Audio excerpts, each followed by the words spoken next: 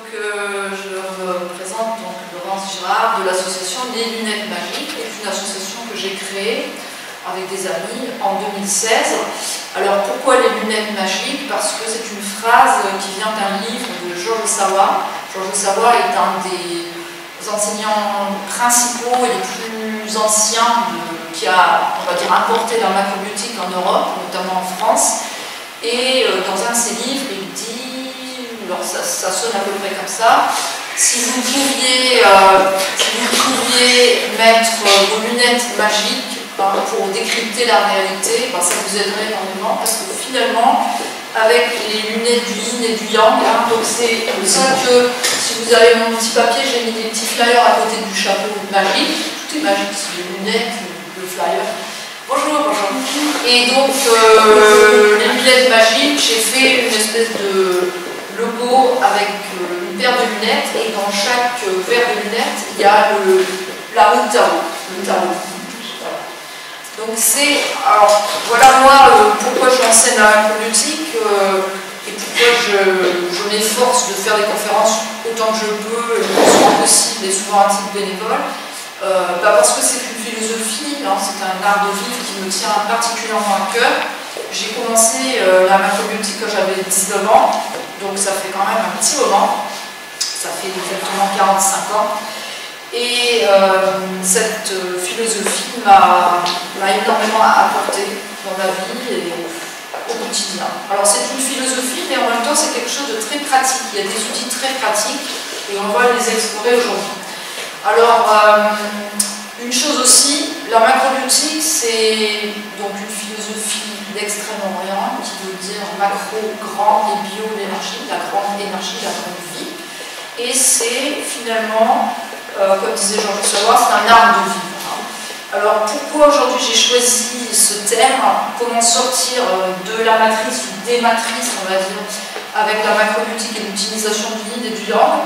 C'est parce que je voulais explorer le côté un petit peu plus ésotérique, un petit peu plus métaphysique de la macrobiotique, qui est aussi une philosophie. Mais rassurez-vous, on va quand même parler de choses pratiques, de nourriture, de régime, etc. Si d'ailleurs à la fin, alors je vais essayer d'être concise et de le dérouler de la conférence d'un seul tenant, et après je vous inviterai à poser des questions plus tard. Ce sera plus facile pour moi de me concentrer. Voilà, alors je vais vous donner le plan. En bonne française, j'ai fait un plan, 3 parties. Alors, la première partie, ce sera qu'est-ce qu'on appelle la matrice, et donc il y aura 2 sous-parties. La matrice au sens existentiel du terme, et puis ce que j'appelle les matrices de la vie en général, les matrices dans la matrice. Ensuite, la deuxième partie, ce sera comment fonctionnent les matrices. Donc il y a des lois, les matrices elles fonctionnent d'une certaine façon, et notamment la matrice de notre vie. Et puis en dernier, ce sera comment on sort des matrices. Voilà. Donc ça paraît très simple comme ça, mais c'est pas si simple que ça. Alors pour la première partie, donc la définition de la matrice au sens macrobiotique du terme, que j'ai surnommé la matrice existentielle. C'est-à-dire, moi je me suis un peu inspirée dans des textes macrobiotiques, mais aussi je suis allée puiser chez les Amérindiens, Carlos Castaneda, où on parle de la Maya, ça vous dit quelque chose, le voile, l'illusion, la toile géante dans laquelle nous vivons, où nous croyons vivre, comme si notre vie était un rêve en réalité. Nous sommes des acteurs, un peu comme une pièce de théâtre.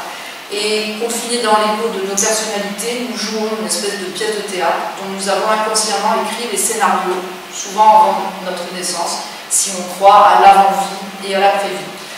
Séparés de notre source existentielle infinie et universelle, et soumis à la dualité, donc c'est ce qu'on verra tout à l'heure avec le yin et le yang, parce que nous sommes des êtres entre guillemets dualistes, même si nous visons à réintégrer notre unité intérieure. Nous évoluons dans la vie, voire dans nos vies, l'une après l'autre, en quête de quelque chose qui nous manque en permanence et que nous recherchons sans cesse. Le beau, il y en a qui vont appeler ça la beauté, la paix, l'amour, le bien-être, la prospérité, d'autres diront Dieu, la source, l'unité. Donc là, Marine, si tu pouvais me mettre la planche 2. Voilà.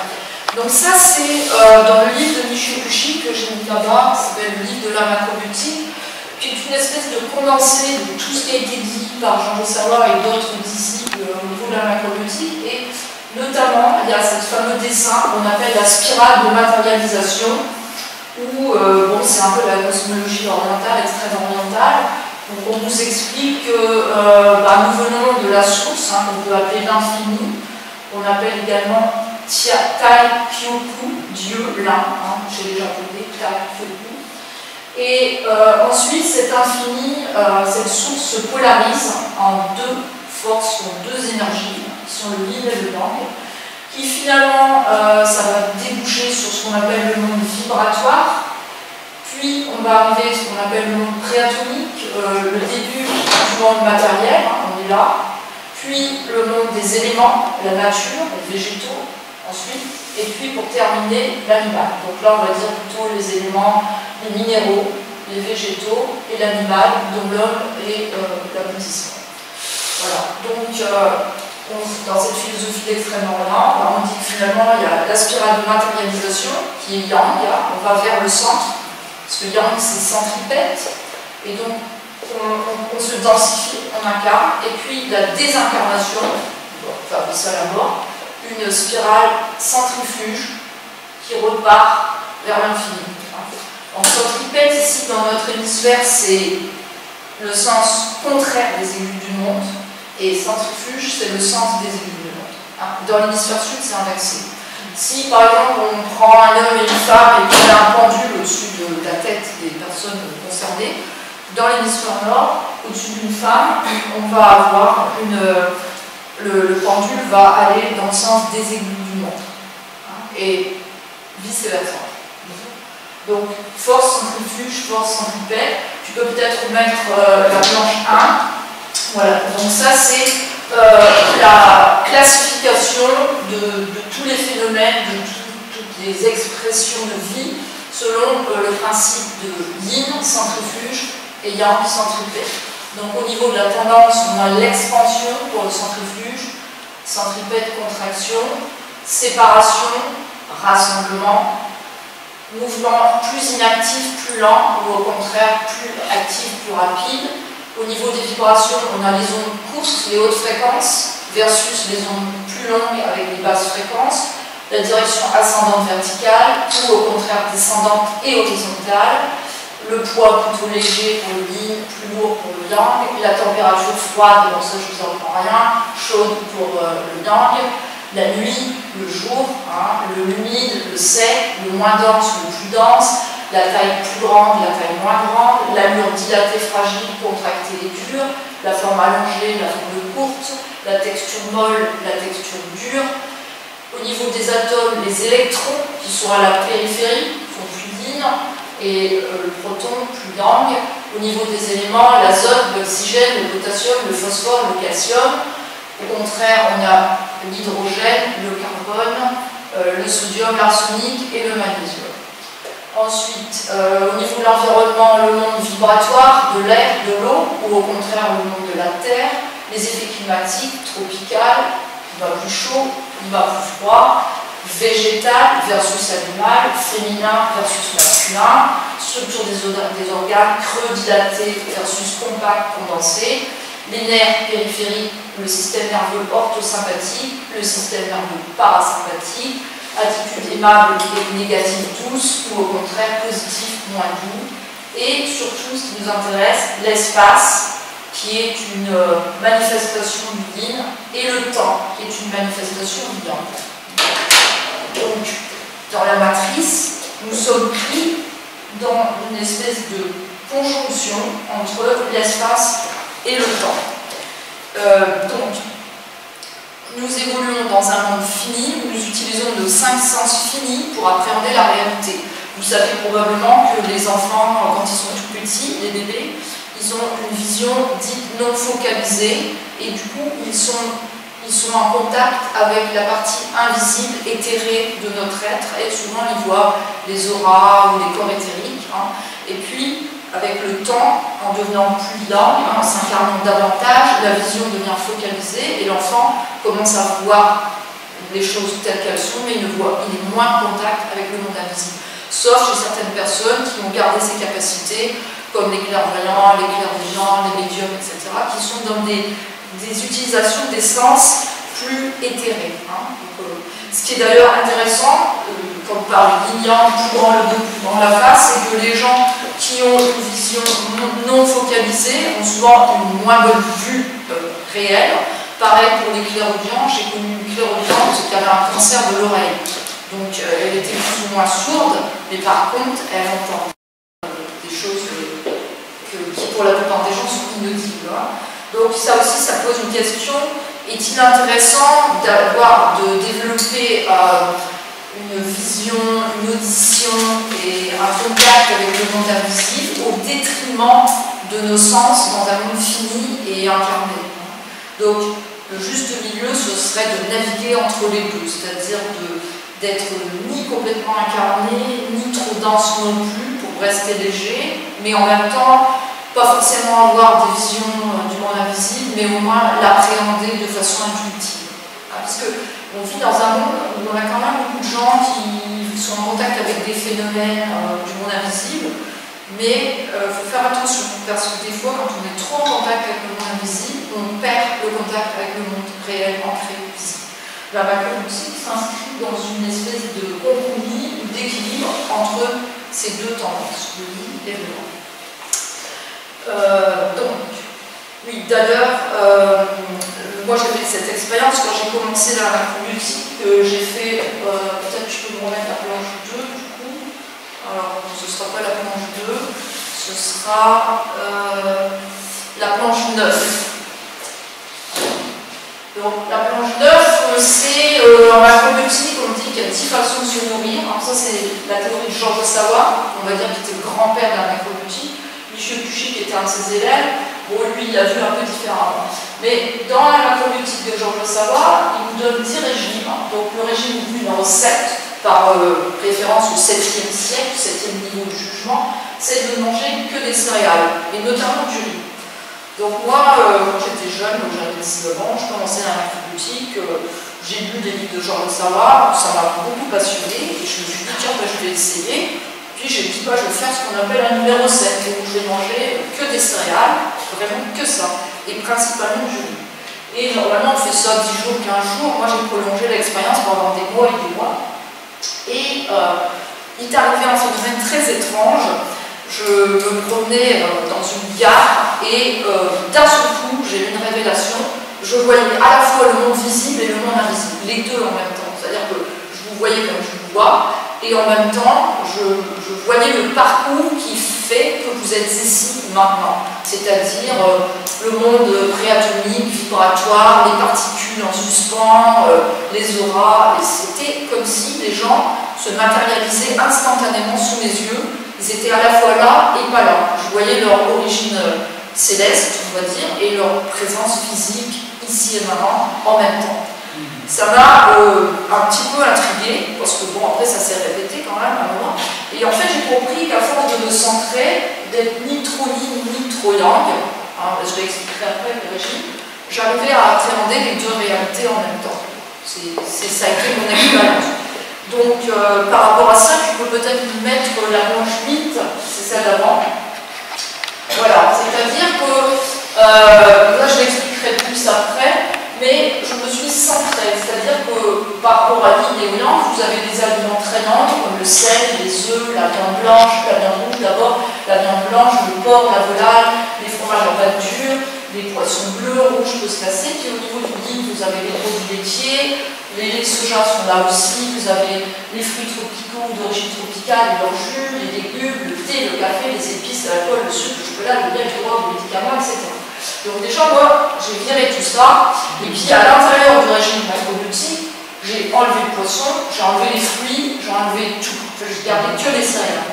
Donc j'étais, on va dire, à la croisée du yin et du yang. Un peu comme un funambule qui est sur un fil. Il est là, ni trop yin, ni trop yang. Et à force de se tenir sur ce fil, au fur et à mesure des mois et des années, il faut développer une capacité à être ici maintenant, mais en même temps ailleurs. Vous voyez ce que je veux dire? Mais pas d'une façon spectaculaire, c'est-à-dire, je ne veux pas forcément voir les entités, les fantômes, etc. Mais par contre, cette espèce d'ancrage, mais tout en restant connecté. Vous voyez, connecté avec la source, on va dire. C'est d'ailleurs le principe de la macrobiotique, c'est ça. C'est d'être incarné et connecté. Donc, ni trop yin, ni trop yang. Alors, donc cette matrice existentielle, si on parle de qu'est-ce qui fait, on peut revenir à l'archange 2 du coup, on avait vu voilà, comment la spirale de matérialisation et de dématérialisation, est une sorte de prison, on va dire, ou plutôt un décor.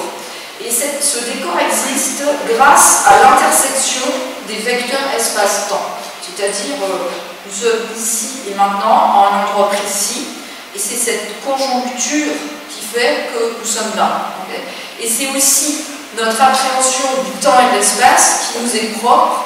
Et d'ailleurs, à ce sujet, pour ceux qui s'intéressent à l'ufologie, bon, vous savez qu'il y a un bouquin qui a été écrit par Jean-Claude Bourré qui s'appelle Les ovnis, voyage dans le temps, où il explique, et puis bon, c'est aussi la théorie de la relativité.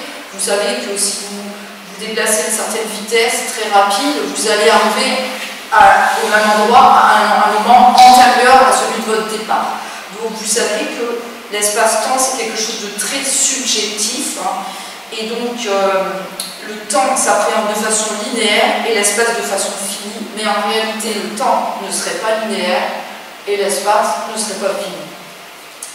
Mais ceci fait partie de l'illusion de la matrice, qui fait que nous voyons ici, maintenant, nous voyons le temps défiler de façon linéaire. Le Big Bang, selon la macrobiotique, ça n'existe pas. C'est pas un Big Bang, c'est que tout est là en même temps. On est et on n'est pas en même temps. On vit et en même temps on ne vit pas. On est matérialisé et en même temps on ne l'est pas. Il n'y a pas de avant, il n'y a pas de après, c'est simultané. D'ailleurs, vous savez que sur notre planète, le rapport entre l'espace et le temps est différent. Vous en avez peut-être entendu parler. On dit que sur d'autres planètes, le temps, l'espace, le rapport espace-temps serait différent. Ce qui fait que si on avait des visiteurs de notre planète qui, pour nous, seraient venus à 1000 ans d'intervalle, sur leur planète, ça pourrait être 3 jours, une semaine. C'est quelque chose de très relatif. Et ce temps et cet espace sont tous les deux issus du royaume infini d'Aikyoku, là. Voilà. C'est la première polarisation depuis le grand jeu. Donc dans cette matrice existentielle, nous ne ferions qu'un rêve illusoire d'une vie ou plusieurs vies, de naissance, de mort. De même, nous avons l'illusion d'être séparés d'avec le grand tout infini. Et nous vivons également dans l'illusion de la séparation des uns avec les autres, puisqu'au final, nous sommes tous un. Et c'est parce que nous avons une conscience individualisée qui se reproduit dans nos différentes existences que nous avons l'illusion d'être une. Céline, elle est là. Céline, elle est pas là. Donc vous avez l'impression d'être, je sais pas vos prénoms, voilà, mais en fait, bon, voilà, ça fait partie de la matrice. Qui nous sommes, notre nom, notre corps, etc. Donc, bon, c'est une théorie, hein, mais c'est la théorie macrobiotique, c'est aussi la théorie donc, de la Maya, l'illusion, etc. Alors maintenant, je vais parler d'une autre matrice qui nous intéresse, nous, pratiquement parlant. C'est ce que j'ai appelé les matrices ou les sous-matrices, les matrices dans la matrice, les matrices au sens, j'explique, entre guillemets, complotiste du terme, un peu comme une pièce de théâtre dans la pièce de théâtre. Parce qu'en fait, la vraie matrice, c'est nous-mêmes qui la créons à chaque instant. Pour les complotistes, dont je fais partie, entre guillemets, la matrice est aussi créée par des manipulateurs qui nous contrôlent. Vous savez, c'est très à la mode de dire, ouais, on est contrôlé, etc. Ce qui est vrai, d'une certaine façon, mais pourtant, notre libre arbitre existe toujours. Hein, donc, par extension, de quel genre de matrice pouvons-nous parler? On peut parler de la matrice politique, c'est très d'actualité, ça. La matrice socio-économique, la matrice médicale, la matrice scientifique, la matrice religieuse. Et de fait, ces matrices existent bel et bien. Hein, vous savez que quand vous naissez, il y a un registre des naissances. Hein, hop, vous Vous savez qu'il y a des gens qui refusent d'enregistrer leurs enfants. Hein, ils n'ont pas d'existence comment dire, sociale, ils ne sont pas inscrits. C'est un peu compliqué à gérer, mais il y en a qui le font de plus en plus. Vous avez les lois de l'ordre des médecins, les lois médicales, les lois punitives, vous avez les lois pour la guerre, la chair à canon, vous avez toutes les lois, les impôts, les prélèvements, les obligations vaccinales, hein, vous savez de quoi je parle, on a l'habitude aussi. Donc ce sont des matrices du monde fini et matérialisé qui ont été mises en place par des individus et qui portent sur des individus matérialisés. Je ne sais pas si certains d'entre vous connaissent une certaine Guylaine Lanctot, qui est un médecin québécois que j'ai connu personnellement, parce que j'ai vécu au Québec un certain nombre d'années. Et cette dame, elle parle de ce qu'on appelle l'individu souverain, c'est-à-dire un individu qui n'appartient pas à la sphère politique, socio-économique, c'est un individu qui est relié à sa source et qui fait ses choix. Et en tant que tel, bon, déjà, elle a été radiée dans des médecins parce qu'elle a refusé d'appliquer les protocoles médicaux divers et variés. Mais aussi, à un moment donné, elle a dit bon, moi je ne paye plus d'impôts. L'impôt, c'est pas. Je ne suis pas née pour payer des impôts, je ne suis pas d'accord avec ça. Elle a rendu sa carte vitale, ce qui est l'équivalent d'une carte vitale. Et donc, elle, à sa façon, elle essaye de sortir des matrices. Hein, voilà. C'est très compliqué de sortir des matrices, parce que si vous avez plus de passeport, vous ne pouvez plus voyager, si vous n'avez pas de carte vitale, vous ne pouvez pas aller chez le médecin, si vous n'avez pas de carte bleue, vous ne pouvez pas retirer des sous, bientôt il n'y aura peut-être même plus d'espèces, donc ça va devenir très compliqué. Donc ça, ce sont des sous-matrices, et nous allons nous attarder sur ces matrices dans la troisième partie. Donc j'ai fini pour la première partie, j'en ai profité pour montrer quelques petites informations sur la philosophie macrobiotique. Donc maintenant je vais passer sur la deuxième partie, comment fonctionnent les matrices. Alors pour la matrice existentielle, je vais me référer à la macrobiotique George Sawa, Michio Pucci, dont le livre Le Zen macrobiotique, le livre de la macrobiotique de Michio Pucci, qui est un condensé de la philosophie macrobiotique, qui est vraiment très intéressant. Et aujourd'hui, on va voir quelques-unes de ces principes, quelques-uns de ces principes philosophiques. Donc peut-être la planche 2 déjà. Voilà, on l'a vu tout à l'heure, la spirale de matérialisation. Hein, donc voilà, polarisation, énergie-vibration, particules préatomiques, le monde des éléments, la physique de la nature, le domaine végétal, le royaume animal. Alors c'est très intéressant ça, parce que du coup ça débouche sur le principe de l'évolution biologique. Alors tu peux remontrer la planche 1 aussi, donc je ne vais pas revenir là-dessus, mais ça aussi ça fait partie de la philosophie macrobiotique, et ça aussi ça nous montre comment fonctionne cette matrice, hein, parce qu'à partir du moment où on n'est plus dans l'infini, hein, on est dans le monde de la dualité, la polarisation, on est soumis à ces lois. Et ces lois, elles existent, et c'est ce que Jean Sawa et Michio Pucci ont appelé, alors ça sera la planche 11, les 12 théorèmes et les 7 principes. Voilà, alors les 7 principes de l'univers infini. Toute chose est une différenciation de l'infini. Tout change. Tous les antagonismes sont complémentaires. Il n'y a rien d'identique. Tout ce qui a une face a un dos. Plus grande la face, plus grand le dos. Tout ce qui a un commencement a une fin.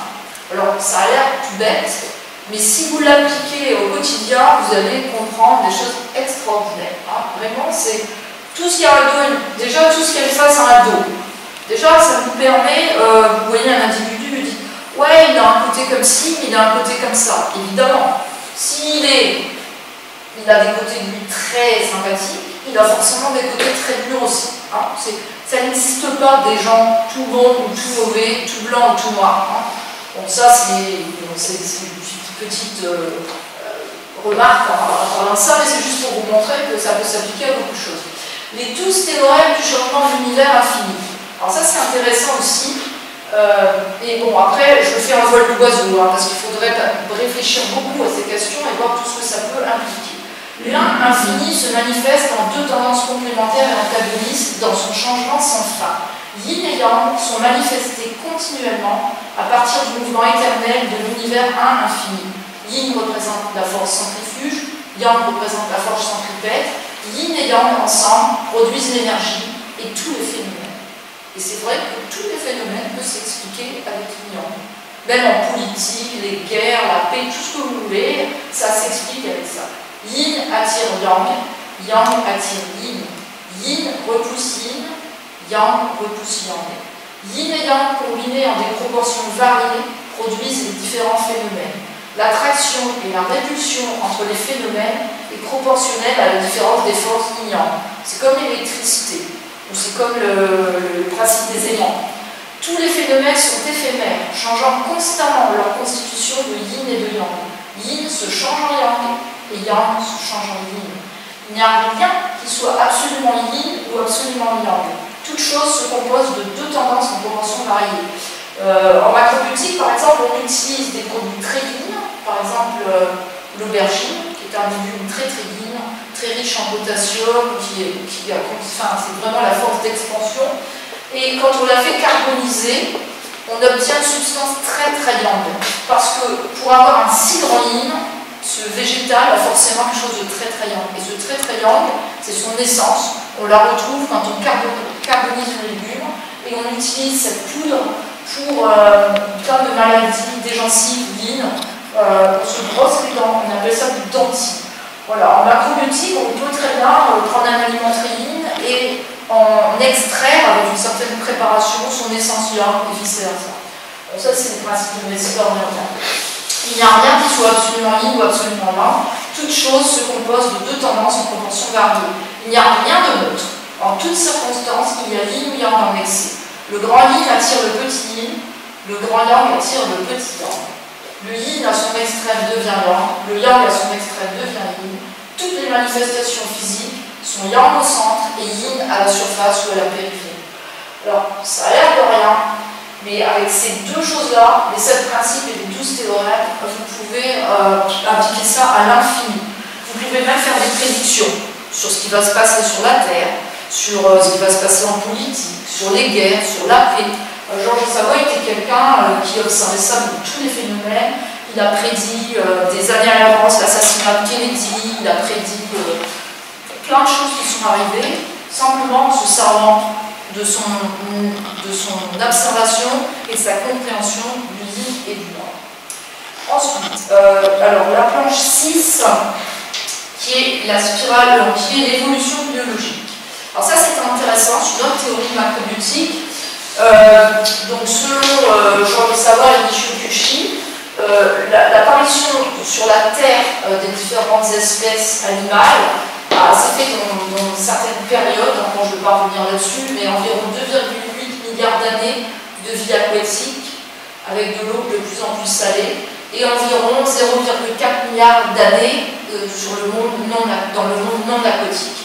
Et là, vous avez deux règnes complémentaires et antagonistes, yin-yang. Vous avez donc au niveau des animaux, tout d'abord les invertébrés marins, les mollusques, qui sont apparus à peu près en même temps que les mousses marines et les algues primitives. Ensuite, vous avez les vertébrés marins qui sont apparus en même temps que les végétaux marins, c'est-à-dire les algues structurées, comme les algues de kombu, wakame, etc. Ensuite, avec une minéralisation de plus en plus forte du milieu aquatique, on a eu l'apparition des mousses terrestres et des algues primitives avec les animaux amphibiens, avec le changement de climat également, puis l'apparition des plantes anciennes, légumes anciens et parallèlement les reptiles et les oiseaux, les légumes modernes, plantes modernes, graines et arbres fruitiers et les mammifères et singes, et plus tard les plantes herbacées dont les céréales avec l'homme et en même temps le développement de l'utilisation du feu. Alors, selon la théorie macrobiotique, l'homme étant à, on va dire, l'aboutissement du règne animal et les céréales étant l'aboutissement du règne végétal, l'homme devrait se nourrir principalement de céréales et de tous les, de toutes les formes végétales, mais avec en préférence celles qui sont le plus proches de lui en termes d'apparition sur la Terre. Et en ce qui concerne sa consommation de produits animaux, il ne devrait pas manger de singes, pas manger sa grand-mère, pas manger trop de reptiles et oiseaux, d'amphibiens, et plutôt des invertébrés ou des vertébrés marins. Pourquoi? Parce que comme il se trouve là dans la chaîne, c'est préférable qu'il ne mange pas les espèces qui sont plus proches de lui. un peu comme une forme de, entre guillemets, cannibalisme. Donc effectivement, je vous conseille de ne pas manger votre grand-mère, de ne pas manger de singe, et si vous pouvez, manger surtout du poisson et des mollusques et des crabes, etc. Les mammifères, c'est pas évident, parce que les mammifères, ils sont vraiment pas si loin que de l'homme. Donc, alors, après, vous savez que, bon, vous savez tous que les animaux, ils ont une conscience, ils ont une sensibilité, un raisonnement, une intelligence, des sentiments, des émotions. C'est donc, voilà, l'idée, et ça ne veut pas dire que les poissons ne ressentent rien. Je ne veux pas refaire le sketch de Gad Elmaleh sur le poisson, mais je ne sais pas si vous connaissez ce sketch, non? Oh, c'est rigolo. En tout cas, voilà, c'est la théorie macrobiotique, c'est essayer de vous nourrir, puisque vous êtes un animal le plus possible de végétaux, et si vous devez recourir aux produits animaux, allez chercher ceux qui sont le plus éloignés de vous dans l'évolution biologique. Donc ça, c'est la matrice existentielle. Après, on a la dynamique du tas de cul infernal, la planche 8. Alors ça, c'est moi qui l'ai appelé comme ça. C'est pour ça que c'est un peu rigolo. La dynamique du tas de cul infernal. Vous avez tous, et quand vous étiez petits, peut-être dans mon temps maintenant, vous êtes allés sur des balançoires tas de cul. Oui. Donc vous savez ce que c'est, un clou en bas, un clou en haut. Vous avez tous regardé certainement une fois dans votre vie des séries style Dallas, non? Un peu. C'est un peu pareil, c'est tas de cul. C'est un coup il m'aime, un coup il me tue, un coup il divorce, un coup il se remarie. C'est ce que j'appelle la dynamique du tas de cul infernal, la vie moderne. Donc, pourquoi les gens sont-ils soumis à cette dynamique du tas de cul infernal? Alors, quand on connaît un petit peu les lois de la matrice existentielle, eh bien, ce qu'on attire, c'est relié à ce qu'on aimait, et ce qu'on aimait, c'est relié à notre centrage ou notre décentrage. Si vous mangez, selon la théorie macrobiotique, des nourritures plus extrêmes, des œufs, de la viande, etc., et puis du chocolat, du miel, des médicaments, du sucre, de l'alcool, vous êtes dans une dynamique plus extrême. Donc, vous êtes soumis à des variations plus extrêmes. Pas dire que tout le monde vit ça, mais c'est quand même plus, disons, c'est plus probable d'avoir une vie plus en dents de scie ou un biorythme plus accentué si on se nourrit de choses plus extrêmes. Donc l'idée de la macrobiotique, c'est pour évoluer dans la matrice existentielle et rester centré, c'est de se tenir dans ce cercle-là, où il y a finalement des céréales, des petites graines, des légumineuses, des algues, des huiles végétales de première pression à froid, des édulcorants céréales comme le sirop de riz, le malt d'orge, des boissons sans théine, des poissons plutôt de couleur blanche et des fruits de mer, des légumineuses, du sel marin, du biseau, du tamari, quelques condiments, et des légumes terrestres d'origine non tropicale et des fruits d'origine non tropicale et des oléagineux. C'est d'ailleurs, soit dit en passant, l'origine de beaucoup de civilisations traditionnelles pas très riches. On a vu ça en Amérique latine, on a vu ça en Extrême-Orient, on voit ça au Okinawa, on peut parler du régime sétois. C'est des, c'est des gens qui sont, on va dire, plus dans ce cercle-là et qui utilisent moins les aliments extrêmes. Alors il y a le problème des œufs. Les gens disent oui, mais les œufs, c'est vachement bien, c'est pas cher, c'est abondant en vitamines, etc. Et si un jour vous assistez à ma conférence sur les messages énergétiques des aliments, les œufs, en gros, c'est une forme de vie non aboutie. C'est soit un embryon, soit un ovule. Et donc, c'est une vie potentielle, mais non aboutie. Donc c'est une énergie potentielle mais non aboutie, ce qui crée énormément de frustration.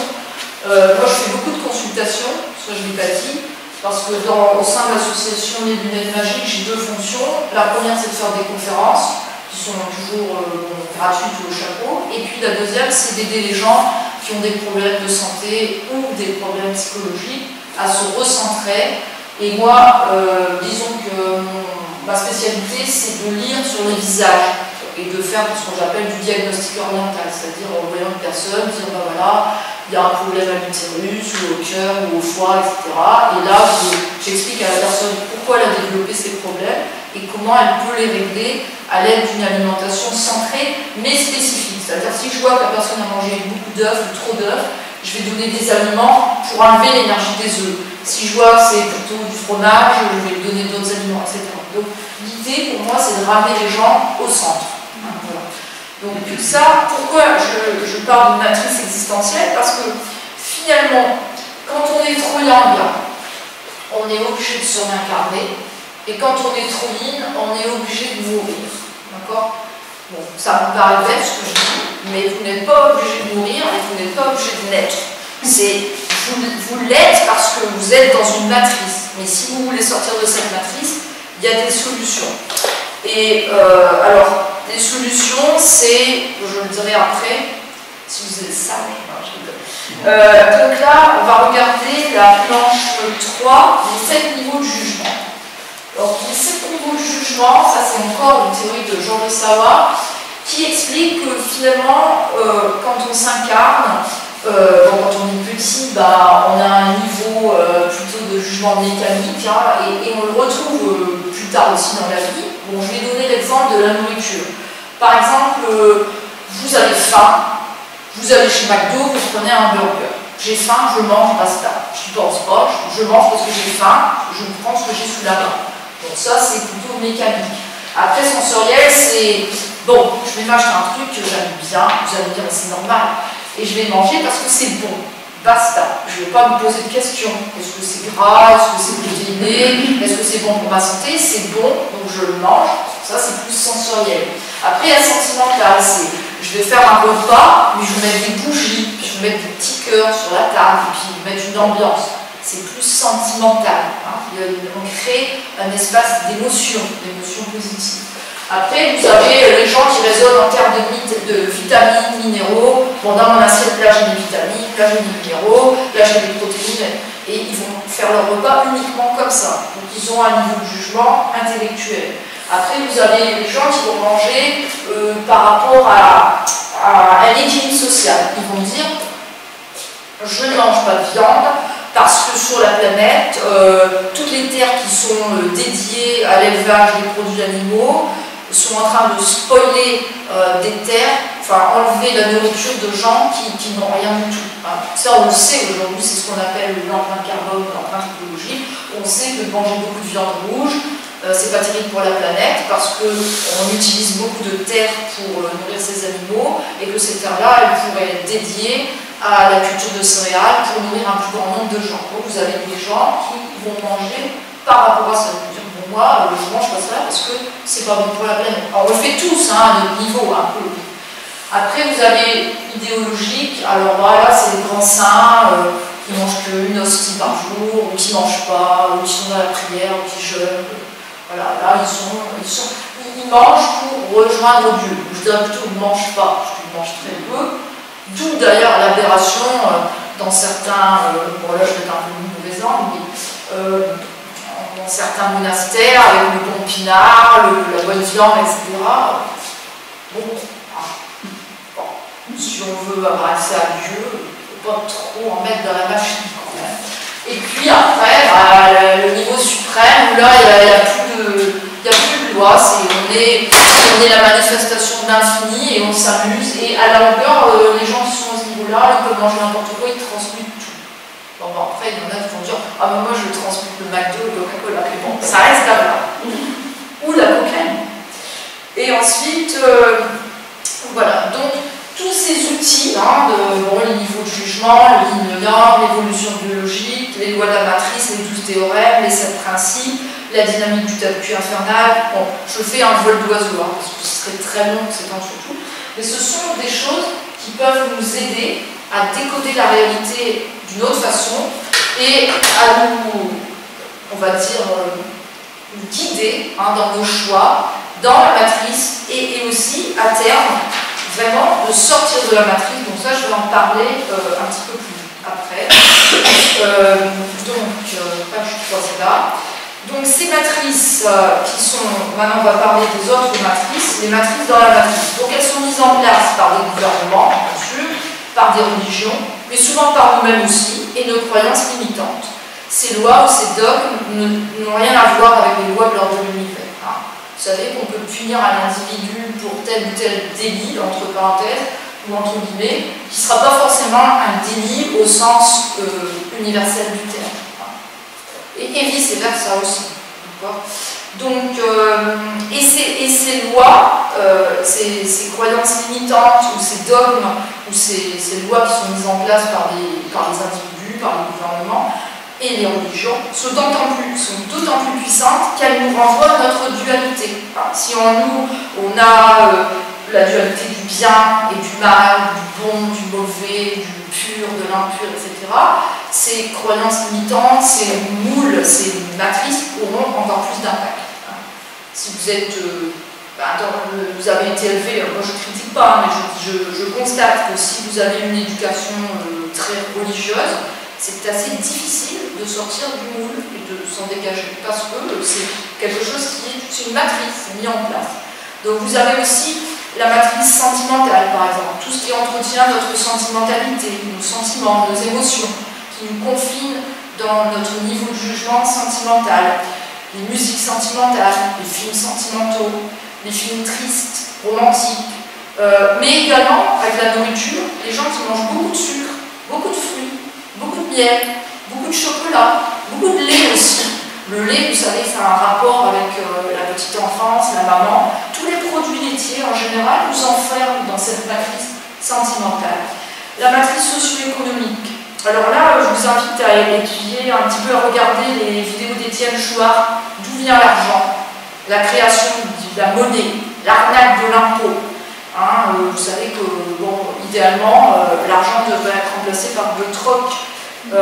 Et puis tout ce qui a trait à la surcroissance économique, les faux besoins, la publicité subliminale, tout ça, ça fait partie de la matrice socio-économique.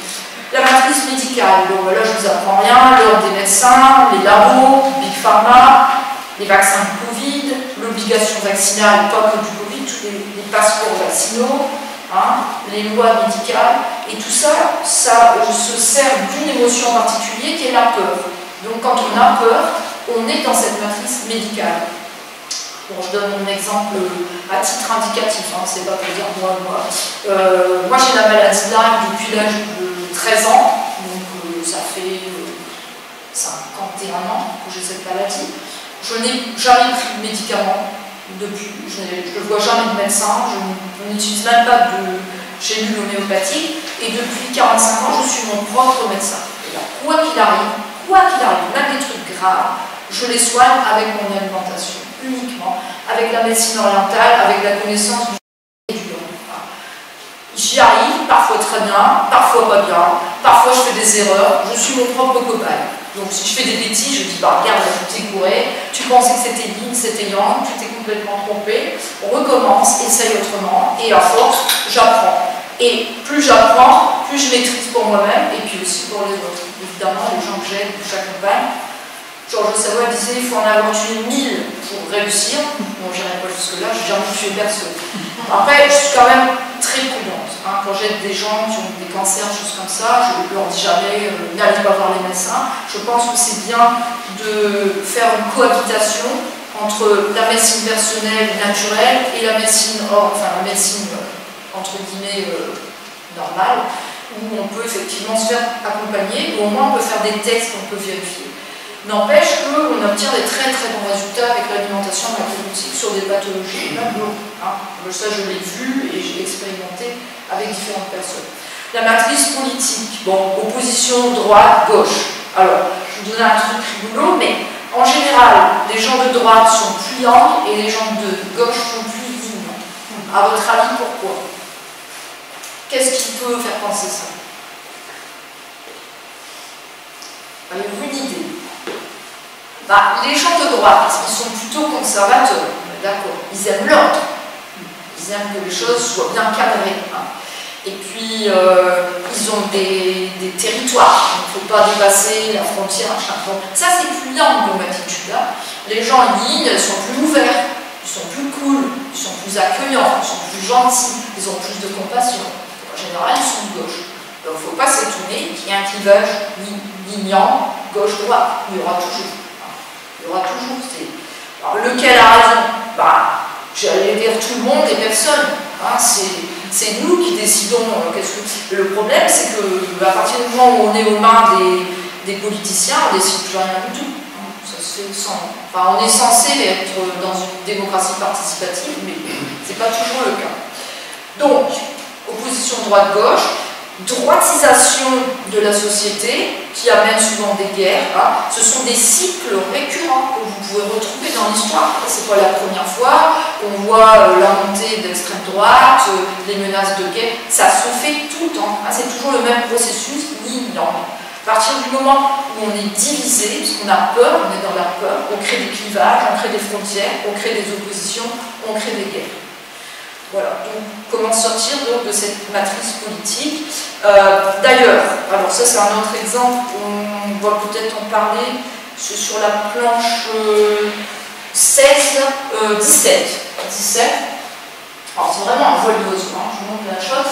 En médecine macrobiotique, on utilise les 5 éléments, en plus du yin et du yang. Donc on utilise la correspondance que vous connaissez peut-être si vous avez déjà lu un médecin acupuncteur, entre les 5 éléments, les 5 paires de méridiens, donc vous avez cœur, intestin grêle, le réchauffeur, gouverneur du cœur qui est feu, rate, pancréas, estomac qui est sol, métal, vous avez poumon, gros intestin, eau c'est rein, vessie, et bois c'est foie, vésicule biliaire.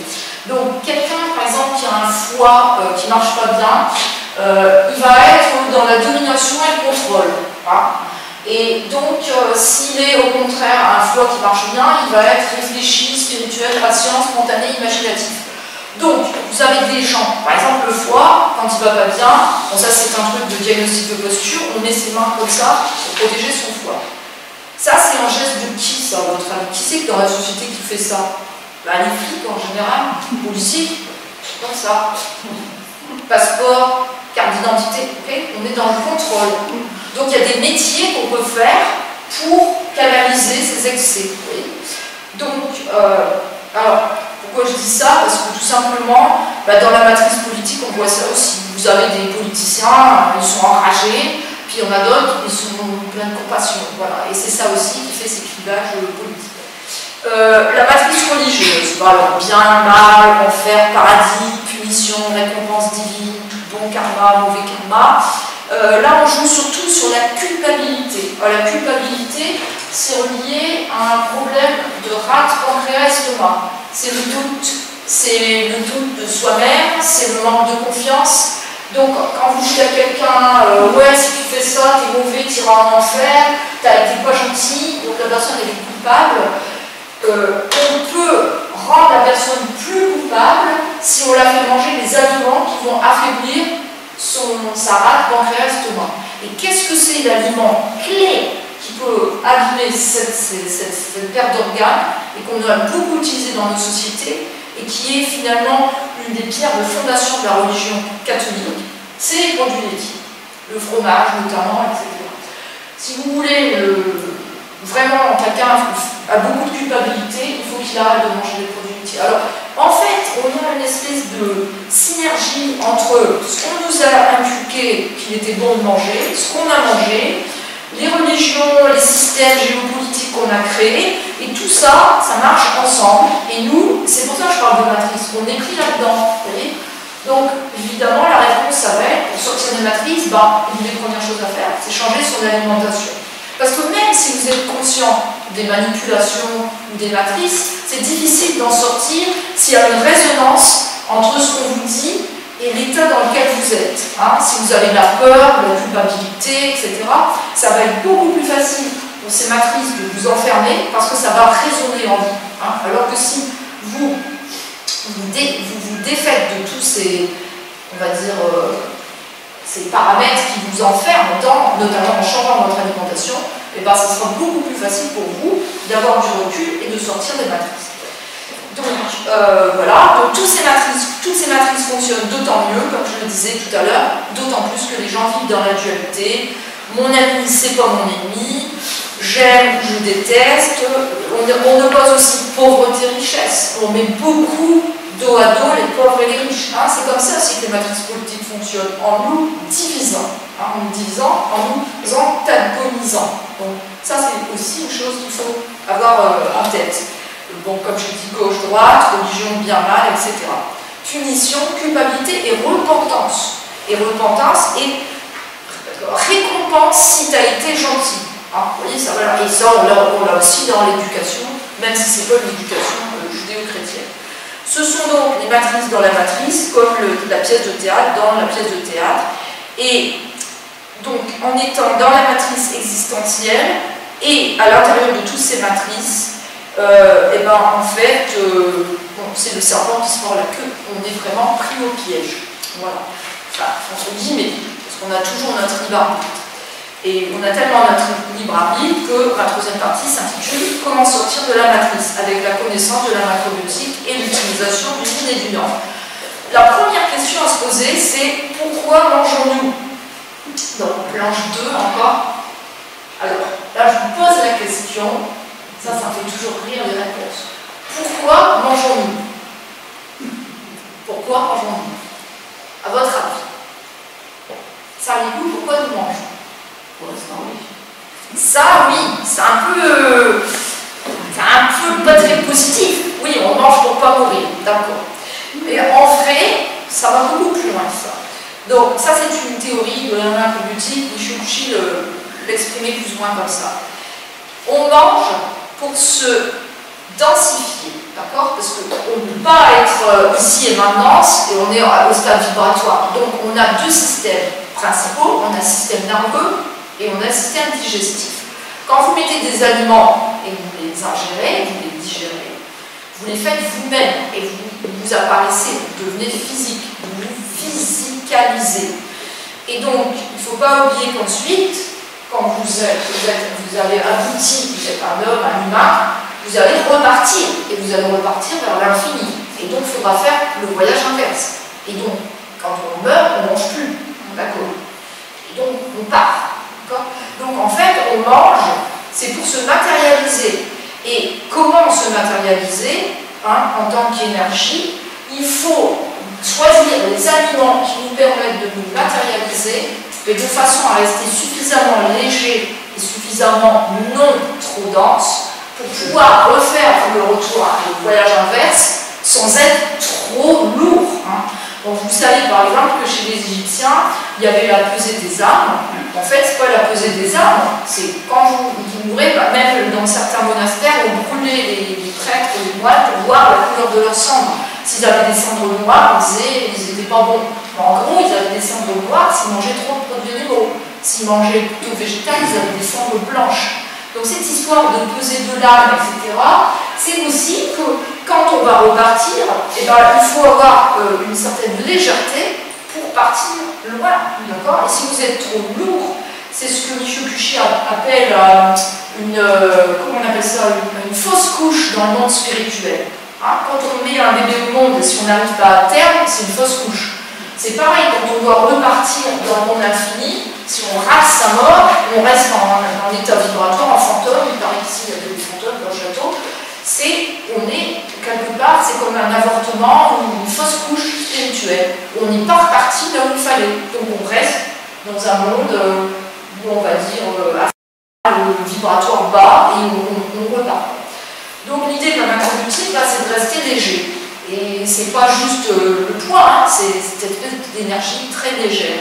Et comment développer cette énergie très légère? Et bien, comme je l'ai dit tout à l'heure, en évitant les aliments trop yang et les aliments trop yin, en étant plus centré. Donc, Donc, oui, la naissance dans l'au-delà. Il y a un maître spirituel qui s'appelle Mantak Chia, qui enseigne le Tao, l'énergie, le yang et avec l'orbite microcosmique. Lui, il prétend, moi je ne sais pas, je n'ai pas vu, puis il n'est pas encore mort, qu'avec toutes ces pratiques taoïstes, et lui aussi il mange comme ça, il mange surtout des végétaux, etc. Il dit qu'avec ces méditations taoïstes, il y a une espèce d'embryon cosmique qui est dans son aura, et qui va l'aspirer, le suctionner au moment de sa mort. Donc il ne laissera pas de corps.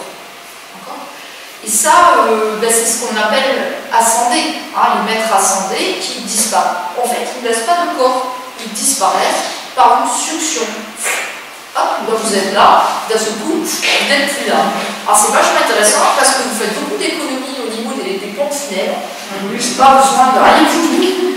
Donc, ça, c'est une façon de montrer quelque part qu'on est sorti de la matrice. Si on arrive à mourir sans laisser de corps, il y a déjà quelque chose de bien là-dedans. Michio Kushi disait, pour ne pas se réincarner, parce que c'est l'histoire aussi de je me matérialise, je me redématérialise, mais si je ne suis pas revenu au stade infini, je suis encore dans le monde préatomique, je peux très bien, avec les programmes qui sont engravés dans la mémoire cosmique, revenir et revivre, si on croit à la réincarnation.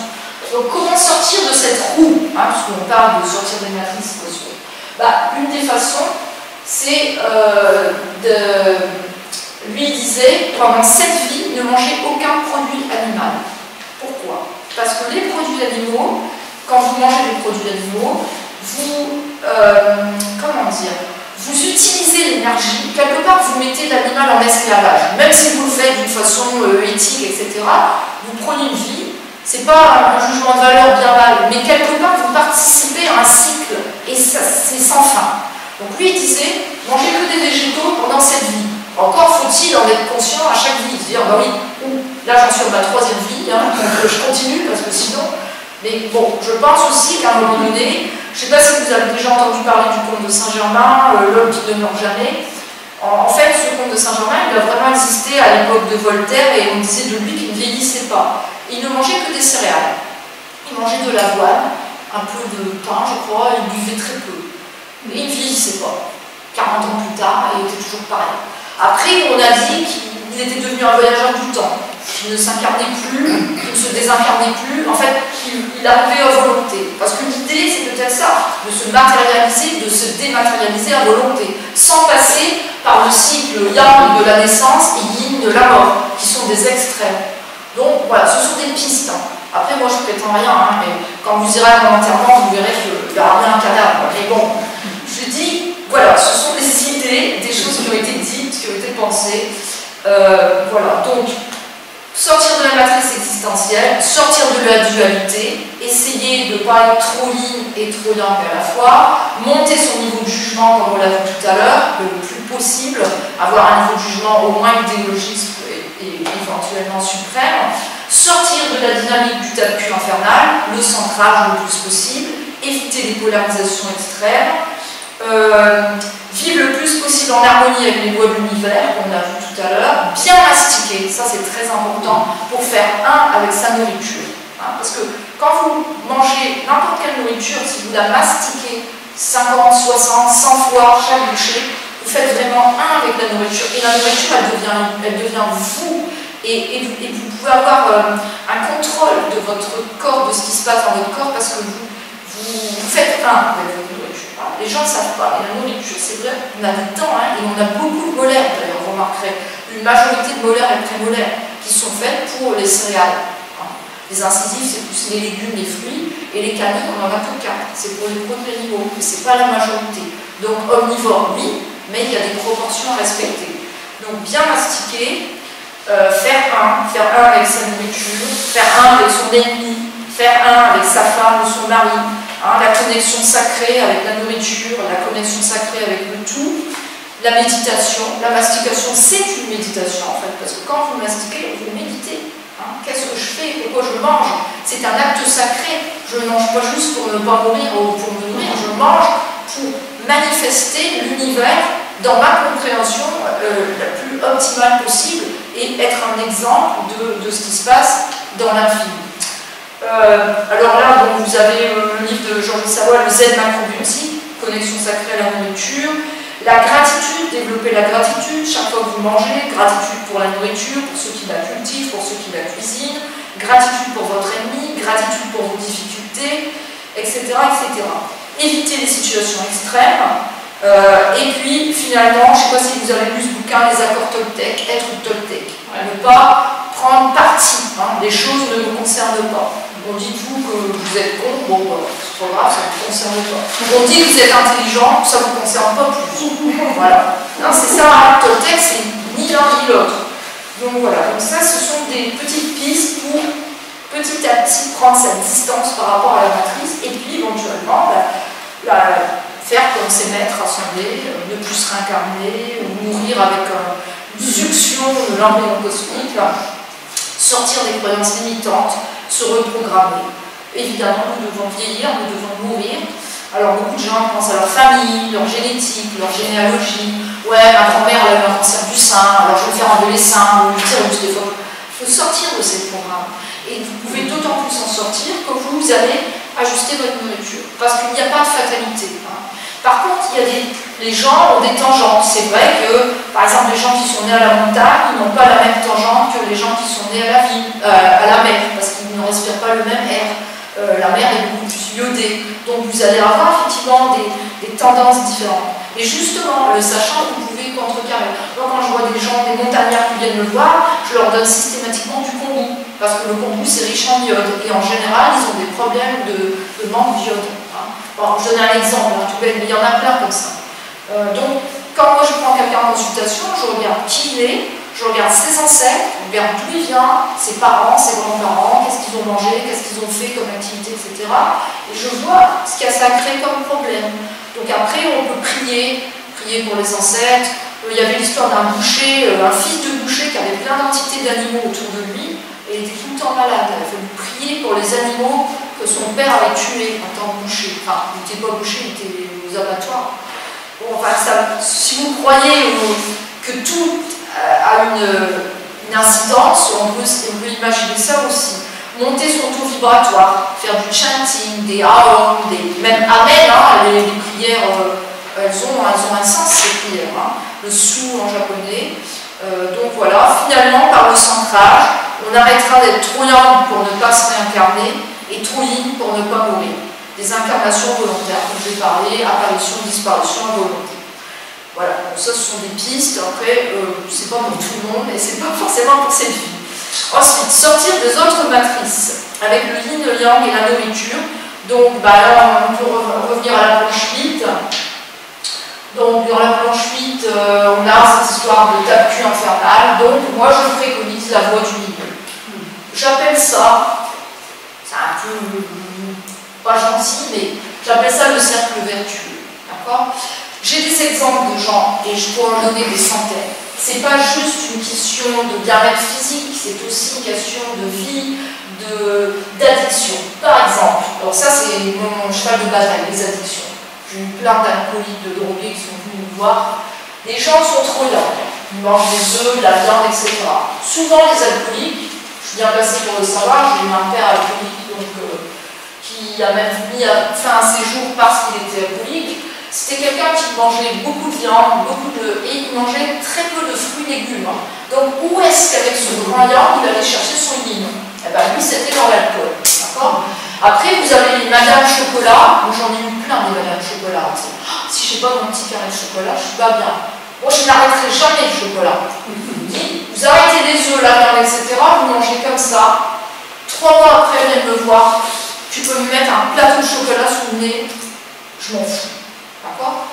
L'attirance du chocolat avait disparu, et l'addiction et l'envie. Comme par miracle. Pourquoi? Parce qu'en enlevant le yang, on enlève l'envie et le besoin de yin. C'est aussi bête que ça.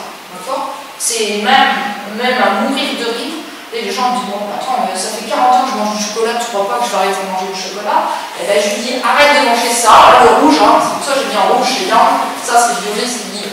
Arrête de manger ce qui est yang, et tu verras, tes envies de yin vont disparaître. Ça se fait comme par miracle. Croyez-le pas. J'ai même des expériences, j'en parle dans notre conférence sur le féminin masculin sacré. J'avais des personnes homosexuelles, des femmes allemandes, qui étaient très très young, avec beaucoup d'œufs, fromage, viande, etc. Elles avaient des problèmes de santé, donc je leur donne un régime yin, j'enlève tout ça, je leur donne plus de fruits, beaucoup de légumes verts, etc. Et dit, allez, on mange comme ça, des cuissons légères, pas de cuisson au four, que des trucs vapeur, crus, etc. Donc je les transforme, je les rends plus yin. Au bout de 2-3 mois, il y en a 2 d'entre elles, tu sais, des filles vraiment très young, les cheveux courts, pas de maquillage, rien, commencent à se faire belles, des bijoux, des... C'est quoi? Et puis, 4 mois plus tard, on s'est séparés, on est avec des hommes, et ils se sont mariés, ils ont eu des enfants. Voilà. Donc en fait, elles venaient pour un problème de santé, et puis finalement, elles ont changé leur polarité sexuelle. Voilà. Parce que les aliments yang stimulent les hormones yang, donc vous avez la testostérone par exemple. Si les femmes ont trop de testostérone, il faut qu'elles mangent beaucoup plus yin. Alors au contraire, vous avez la progestérone et l'œstrogène qui sont des hormones yin. D'accord. Donc après, il y a aussi le problème des produits animaux qui sont nourris avec des hormones. Donc là, vous avez maintenant des hommes qui ont des seins. On en aura de plus en plus. Voilà, donc bon, ça c'est des trucs que je dis en plus, mais voilà, si vous êtes conscient de ça, la nourriture, on peut vraiment faire beaucoup de choses. Donc sortir des autres matrices, sortir de la matrice sentimentale, surtout pas de produits laitiers, pas de lait, même le lait de soja, parce que c'est des succédés de lait, mais ça entretient. Pas de fruits, pas de sucre, pas de chocolat, pas de miel, pas de jus, pas d'alcool. Vous allez me dire, qu'est-ce qui reste? Il reste tout ça. Voilà. Moi, ça fait 45 ans que je mange que ça, puis apparemment, je suis encore là. Sortir de la matrice socio-économique, on le sait, consommer local, recycler, manger plus ou moins vegan, des aliments qui se conservent bien, d'accord? Pourquoi? Parce que le jour où, vous savez comment c'est, on peut plus sortir. Moi, j'ai eu le Covid, quand je n'étais pas vaccinée, je l'ai eu, puis je me suis soignée très facilement avec des trucs naturels, mais je ne pouvais pas faire de courses. Bon, pendant un certain moment, je n'ai pas fait de courses, j'étais contagieuse. Et chez moi, j'avais tout ce qu'il fallait. J'avais des céréales, j'avais des légumineuses, j'avais du miso, j'avais des algues, j'avais du tamarin, etc. J'avais encore quelques légumes dans mon frigo. Je pouvais vivre 2 mois sans faire de courses. Chez moi, j'ai des céréales, bon, c'est que je n'ai pas fait exprès. J'ai du riz pour 10 ans. Parce que j'étais obligée d'acheter, j'ai du riz paddy qui n'est pas décortiqué. Donc je suis obligée d'en acheter des big bags. Donc j'ai 800 kg de riz, j'en ai pour au moins 10 ans. Au moins. Et voilà, j'ai des algues pour 10 ans, j'ai du sel pour 10 ans, j'ai un forage, j'ai de l'eau, Bon, en vrai, il pourrait se passer n'importe quoi. Et voilà. Donc là, vous sortez vraiment de la matrice. Parce que vous n'êtes plus dans les produits animaux. Les produits animaux, c'est périssable. Les céréales, ce n'est pas périssable. Vous savez, vous mettez un sac de riz, 1000 ans plus tard, il est encore là. Par exemple, vous mettez une côte de bœuf, au bout de 3 jours, un sac de là. La côte de bœuf. Oui. Je peux te poser une question? À la fin. Ok. Garde tes questions. Parce que c'est presque fini. Donc, la viande, réduire son empreinte carbone. Bon voilà, les produits laitiers, la viande, le sucre, etc. Sortir de la matrice médicale, c'est facile. Vous devenez votre propre médecin. Comme j'ai dit, moi j'ai 2 outils. J'ai le diagnostic oriental. Donc le matin, quand je me regarde dans le miroir, je me dis ouais, il y a le foie qui n'est pas droit, il y a la rate qui se dilate. Je vois tout de suite. Et là, je me dis bon, tiens, hier tu as fait ça, ton rein gauche ça va pas, tu vas faire ça, ça, ça. Et 2 jours après, je regarde, ok, j'ai rectifié le tir. Et on fait ça tout le temps. Donc il n'y a pas de complaisance. Tous les jours, on fait son diagnostic. Et je le fais avec les gens aussi. Il m'est arrivé de dire à une personne, fais gaffe, tu as peut-être un cancer du sein, va vérifier. Parce que ça se voit. On peut tout voir sur votre corps, votre visage, vos poignets. Ça, c'est ce que m'a enseigné Michio-Kushi. Oui, parce que ce que j'ai pas dit aussi, c'est que j'ai étudié la macrobiotique dans des instituts à Boston et à Londres. Et j'ai, Michio-Kushi est très connu, j'ai habité chez lui pendant 1 an, donc je l'ai assisté dans plein de consultations. Et donc j'ai vu comment il faisait pour diagnostiquer, etc.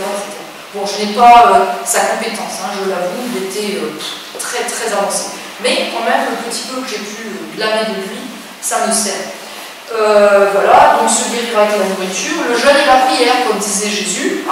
Le jeûne en macrobiotique, ce sera faire un jeûne de riz, ne manger plus de riz complet. Vous pouvez l'essayer, 10 jours de riz complet avec un petit peu de thé bancha santéine, et vous verrez en 10 jours, vous ne verrez plus la vie de la même façon. Bon, déjà, vous avez beaucoup de toxines à sortir et tout, mais surtout votre mental va s'apaiser, les idées deviennent très claires. Voilà, donc sans médicaments, sans vaccin, se guérir avec la nourriture, le jeûne, la prière, d'où l'hypocrisie religieuse, les prêtres qui s'enfilent du bon pinard et de la bonne viande, et puis des médicaments, évidemment, et puis voilà, normalement ils sont malades, ils sont catholiques, ils doivent prier et jeûner. Voilà, c'est ça. Sortir de la matrice politique, ne plus voter. Vous votez uniquement pour des personnes qui sont des exemples. Si vous en connaissez, je suis preneuse. Mais qui sont des exemples, vraiment. C'est-à-dire des gens sans compromis, des gens tels quels, réels, vrais. Voilà. Hein, je crois que c'était en romantique, il y a eu un empereur comme ça qui vivait, ou non, c'était pas un empereur, c'était. Si, je crois qu'il vivait une vie d'ascétique. Mais il n'a pas fait long feu, hein, parce que c'est pas intéressant. Donc évidemment, quelqu'un qui est vraiment un exemple de probité, d'éthique, et puis comment dire, qui mange peu, qui boit peu, c'est pas à l'Élysée, ils n'ont pas encore fait les repas mercredi. Ils m'inviteront pas, moi j'y vais pas. Même demain ils m'invitent, je ramène mon riz. Bon, donc voilà.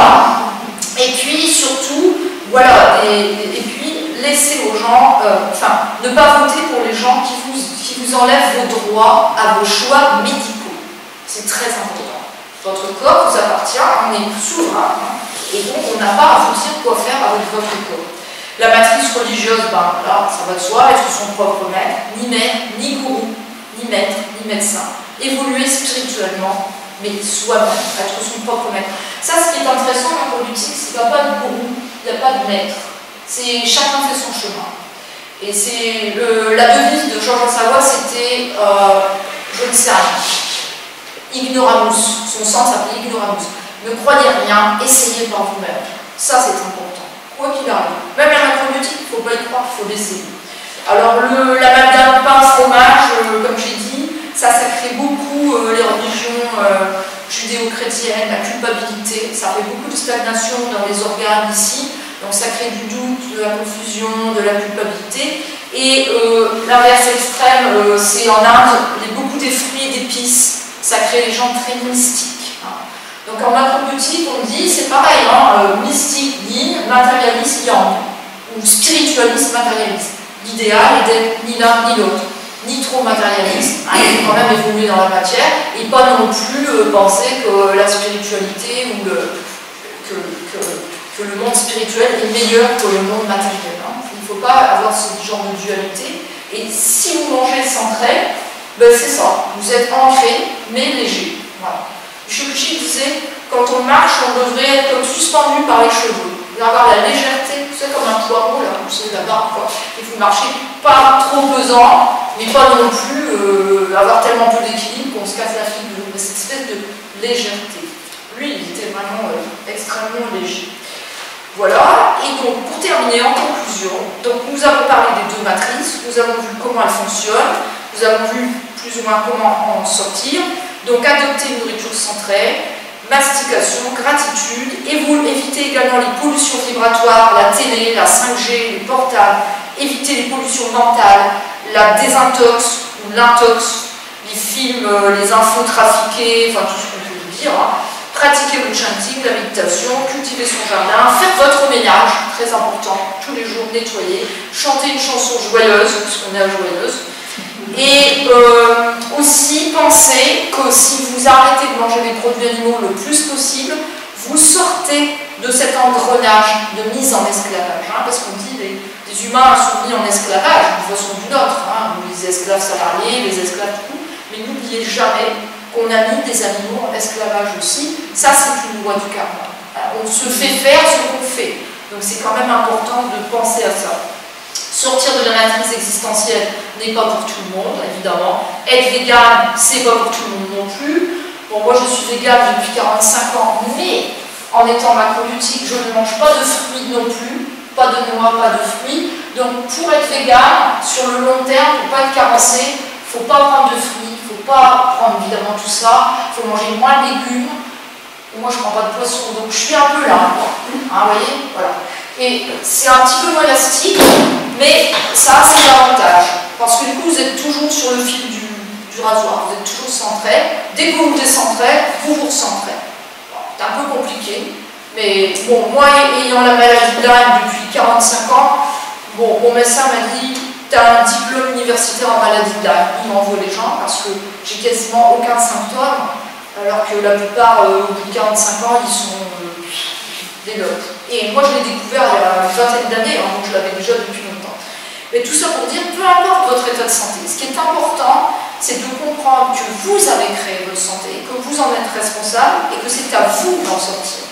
À partir du moment où vous acceptez votre responsabilité, et je ne parle pas de culpabilité, votre responsabilité pleinement, vous êtes guéri. Ou en tout cas, vous êtes sur la voie. C'est pour ça que moi, je me considère guéri, même si cette bactérie est encore là quelque part, parce que je l'accepte, je le comprends et je fais ce qu'il faut pour vivre avec normalement.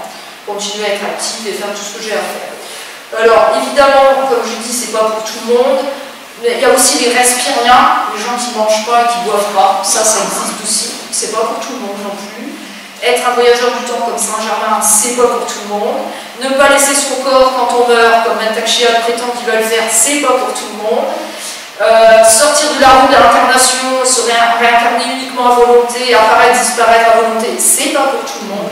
Mais au moins, on peut vivre dans la matrice existentielle en conscience, en se reliant sans cesse à la source, en restant conscient qu'on est dans un jeu et qu'on est là pour vivre en jouant, en s'amusant, garder du recul et sortir et être le moins possible dans les autres matrices et sortir du contrôle de tous ces contrôleurs.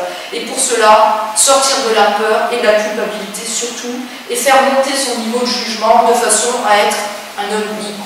Voilà. C'était ça. Conclusion. Si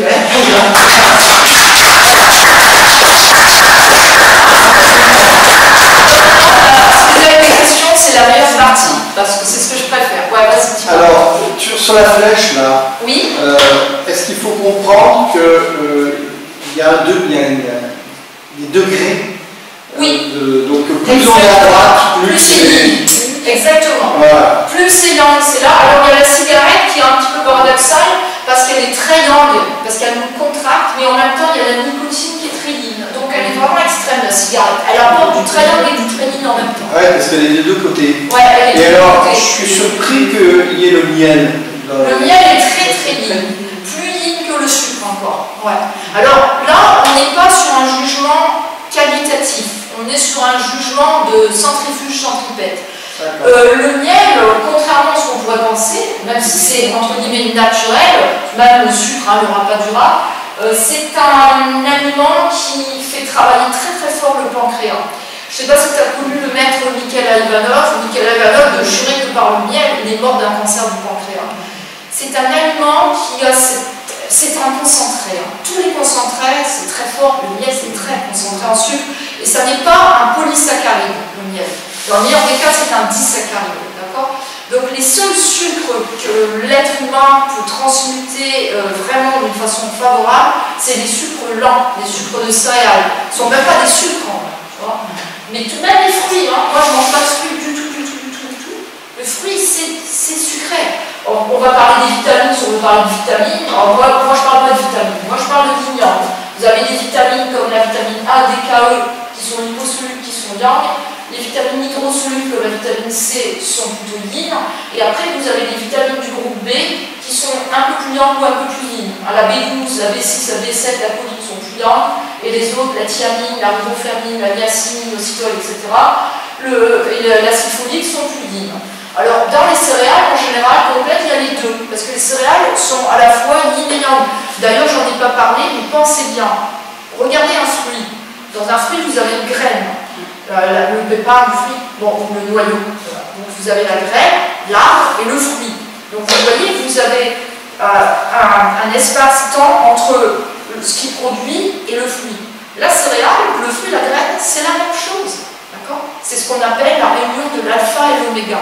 C'est pour ça que la céréale, qui a toujours dans beaucoup de cultures été considérée comme d'origine divine, il y a même des théories qui disent que ce sont des extraterrestres qui ont amené certaines céréales sur la Terre, elle n'a pas ce côté début et fin. Tout est en un, d'accord ? Le fruit et la graine, c'est la même chose. En plus, céréales, je vous dis, vous mettez un sac de riz sur la table, dans 1000 ans, il est encore là. Moi, j'ai du riz paddy, c'est du riz qui est dans la balle, je peux le faire germer dans 100 ans. Je pourrais faire le... D'ailleurs, il ne voulait pas me vendre au début, il pensait que j'allais démarrer une rizière. Je ne vais pas faire pousser du riz, moi c'est pour ma consommation. Mais quand vous mangez du riz paddy, fraîchement décortiqué, il n'est pas oxydé. Donc il est plein de nutriments, il est beaucoup plus fort. Oui. Et alors, tu ne fais pas figurer dans ton tableau, puisqu'il y a de plus en plus maintenant une alimentation à partir des insectes. Ouais, les insectes, on va les mettre là, ils sont plutôt là, tu vois, c'est pas très très bien. En fait, ça dépend des insectes aussi. Hein. Ouais. Peut-être les cafards, excuse-moi, mais si tu manges du cafard, il y en a qui mangent du cafard grillé, c'est très très bien. Peut-être que les libellules, c'est plus lean. Mais bon, c'est quand même un produit animal, donc on va le mettre à gauche. Après, te dire lesquels sur lesquels, j'ai pas réfléchi à la question. Je pense que les cafards sont très bien. Mais t'as pas l'intention de manger du cafard? Non, aucun insecte d'ailleurs m'attire. Mais après, je veux te dire, c'est pas pire de manger des insectes. En vrai, il vaut mieux manger des insectes que du bœuf. Si on parle de la théorie d'évolution biologique. Oui, oui. En vrai, oui. C'est plus loin de nous. Oui. Pour les céréales, du coup, moi j'avais fait un stage de maths. Ouais. En fait, bon, je m'en découvre complet. Ouais. Mais on avait complètement enlevé tout ce qui était blé, en fait. On t'avait quoi? Enlevé tout ce qui était blé, enfin pas. Oui, alors il y a le problème de l'intolérance au gluten pour beaucoup de gens, d'accord? Alors, l'intolérance au gluten, qu'on retrouve dans beaucoup de maladies intestinales, la maladie cœliaque, le SIBO, Small Intestinal Bacterial Overgrowth. Tu as aussi, qu'est-ce que tu as? Tu as plein de maladies d'intestin, le syndrome du côlon irritable, enfin, tu en as plein. C'est vrai que ces gens-là, ils ont des intestins poreux en général. Et c'est sûr que les molécules de blé, c'est pas génial, tu vois. En macrobiotique, on dit, tu manges les céréales, si tu veux, sans gluten, dans un premier temps. Ensuite, tu refais ta flore intestinale et surtout, tu refais ta muqueuse intestinale. Alors, on a des aliments en macrobiotique, on a le pouzou, et après, une fois que c'est refait, on peut réintroduire petit à petit le blé, mais d'anciennes variétés si possible, des blés anciens, non hybridés et en petite quantité. Voilà. Mais je suis d'accord avec toi, oui, effectivement, si tu as des problèmes d'intestin, certaines formes de problèmes d'intestin nécessitent peut-être, pendant un certain temps, d'éviter les produits riches en gluten. Mais alors attention, parce qu'il y a gluten et gluten. Et puis, ce qu'on ne dit pas aussi, c'est que dans le pain, il y a le pain à la levure, qui est 10 fois pire que le pain au levain. Après, il y a des combinaisons, mettre du beurre sur du pain, ou mettre des confitures sur du pain, ou mettre du sucre sur du pain. Ça, c'est terrible aussi, tu vois. Il y a pain et pain. Et justement, dans le truc, alors moi j'avais arrêté le pain, pendant un an, puis après j'ai craqué. Et là, je m'achète des pains des fleurs. Et là, il y a des gens qui m'ont dit, mais elles sont encore pires. Alors, le pain des fleurs, on doit commencer, hein, parce que tu sais qu'il y a aussi la façon dont ils chauffent la céréale, c'est comme les galettes de riz, ça fait exploser l'indice glycémique, c'est pas très digeste, ça assèche, ça acidifie. Donc, pour moi, le meilleur compromis, c'est un bon pain au levain, trempé dans la soupe, une soupe alcaline, une soupe miso, en petite quantité, bien mastiquée. Ouais, pour moi, et sans rien dessus. Pas de beurre, pas d'huile, pas de rien, pas de sucre. Moi, parfois je mange du pain, c'est sec. On me dit, ouais, c'est comme pendant la guerre. Mais le pain sec, c'est le plus digeste. Dès que vous commencez à mettre du tahini, de la purée d'amande, des fruits, c'est. Bon, après, même le fameux Nutella bio là, qu'ils ont inventé, ça fait des mélanges. Donc, tu le trempes dans la soupe de miso, en fait. Moi, je le trempe un petit peu dans la soupe de miso. Mais voilà, il faut pas en manger non plus plein, un petit peu. Les céréales, le mieux, c'est les grains entiers, non transformés, parce qu'après, il y a le phénomène de l'acidification des farines. Toute farine, et c'est des grains qui sont moulus, donc oxydés. Donc, ça change le ratio sodium-potassium. En général, ils deviennent plus pauvres en sodium, plus riches en potassium. Donc, ils sont plus difficiles à digérer. Donc, pour certaines maladies, on va dire des grains entiers, complets et entiers. Le moins possible de craqueuses, de cookies, de tartes, de pain, etc. Ou alors des petites tranches de pain au levain trempées dans la soupe ou cuit à la vapeur. Moi j'aime bien, surtout pas griller parce que c'est encore plus yang. Et faire attention au pain aussi parce que le pain c'est cuit dans un four, donc c'est très yang et ça crée des envies de boissons ou de yin. Donc je dirais qu'à certains égards, le pain c'est un peu comme le fromage ou la viande, c'est très yang. Moi j'évite le pain, j'en mange un peu mais raisonnablement. Parce que si je ne veux pas prendre trop de yin, je ne peux pas. Après, tu vois, il y a tout un. Après, tu te connais aussi. Hein. À bout d'un moment, tu sais qu'est-ce que tu peux transmuter ou pas. Moi, je me connais par cœur. Avec la maladie d'âme, je sais que ça va déclencher le truc, ça ne va pas le déclencher. Donc après, je suis toujours. Mais bon, les gens disent, ouais, c'est pas marrant, mais finalement, c'est tellement bon, cette nourriture. Tu sais, sais, les légumes sucrés, les légumes doux, les légumineuses, les céréales, les algues, c'est délicieux, les sucres miso, c'est très bon, et on peut faire très varié. Et puis pour les gens qui n'ont pas des grosses pathologies, ils peuvent quand même manger souvent du poisson, des fruits de mer, des oléagineux. Quand ils vont au restaurant, ils peuvent prendre un peu de saumon avec une salade ou un jus d'orange, il y a toujours moyen. Après, on n'est pas obligé d'être toujours là, on peut faire, mais ce qui est important quand on sort du cercle, c'est de faire un équilibre. Ce qu'il faut surtout pas, et puis d'éviter les équilibres extrêmes. Alors les œufs, je suis désolée de le dire, mais en termes de yin, c'est le pire. C'est vraiment le pire. Et dans la conférence que j'ai fait récemment, j'ai convaincu des gens d'arrêter les œufs et la volaille, parce que j'ai tellement expliqué. J'ai ce livre-là, que j'ai montré, que j'ai mis là, tout à l'heure, vous pouvez le regarder, j'ai le livre de la macrobiotique, j'ai The Macrobiotic Path to Total Health, qui est un livre de Michaud, et j'ai celui-là en anglais, qui n'a pas été traduit. Non, je le traduis, ça veut dire l'énergie, le schéma énergétique des aliments, et donc il parle, c'est en anglais, de ce que ça fait manger du poulet, des œufs, au niveau personnel, au niveau physique, au niveau sentimental, au niveau vie sexuelle, au niveau... Tu dis ça, t'as plus envie. Mais vraiment, et c'est intéressant comment il faut, parce qu'il y a une signature énergétique. Il y a une signature énergétique des aliments végétaux. Il y a la loi des signatures. Vous savez par exemple que les noix c'est bon pour le cerveau, les petits haricots rouges c'est bon pour les reins. Après il y a l'énergie d'aliment, l'énergie montante, une énergie descendante, une énergie sol, métal, bois. Puis après vous avez la signature énergétique des animaux qui eux ont leur signature énergétique de par leur comportement, de par quel genre. Moi je fais beaucoup de diagnostics de posture et je regarde comment les gens marchent. Par exemple, aux États-Unis, les gens ils marchent comme ça, ils ont bifi, c'est comme la viande. Et puis après, en Europe, vous avez beaucoup de gens qui mangent du poulet. Ils sont très. Et ils ont cette peur de.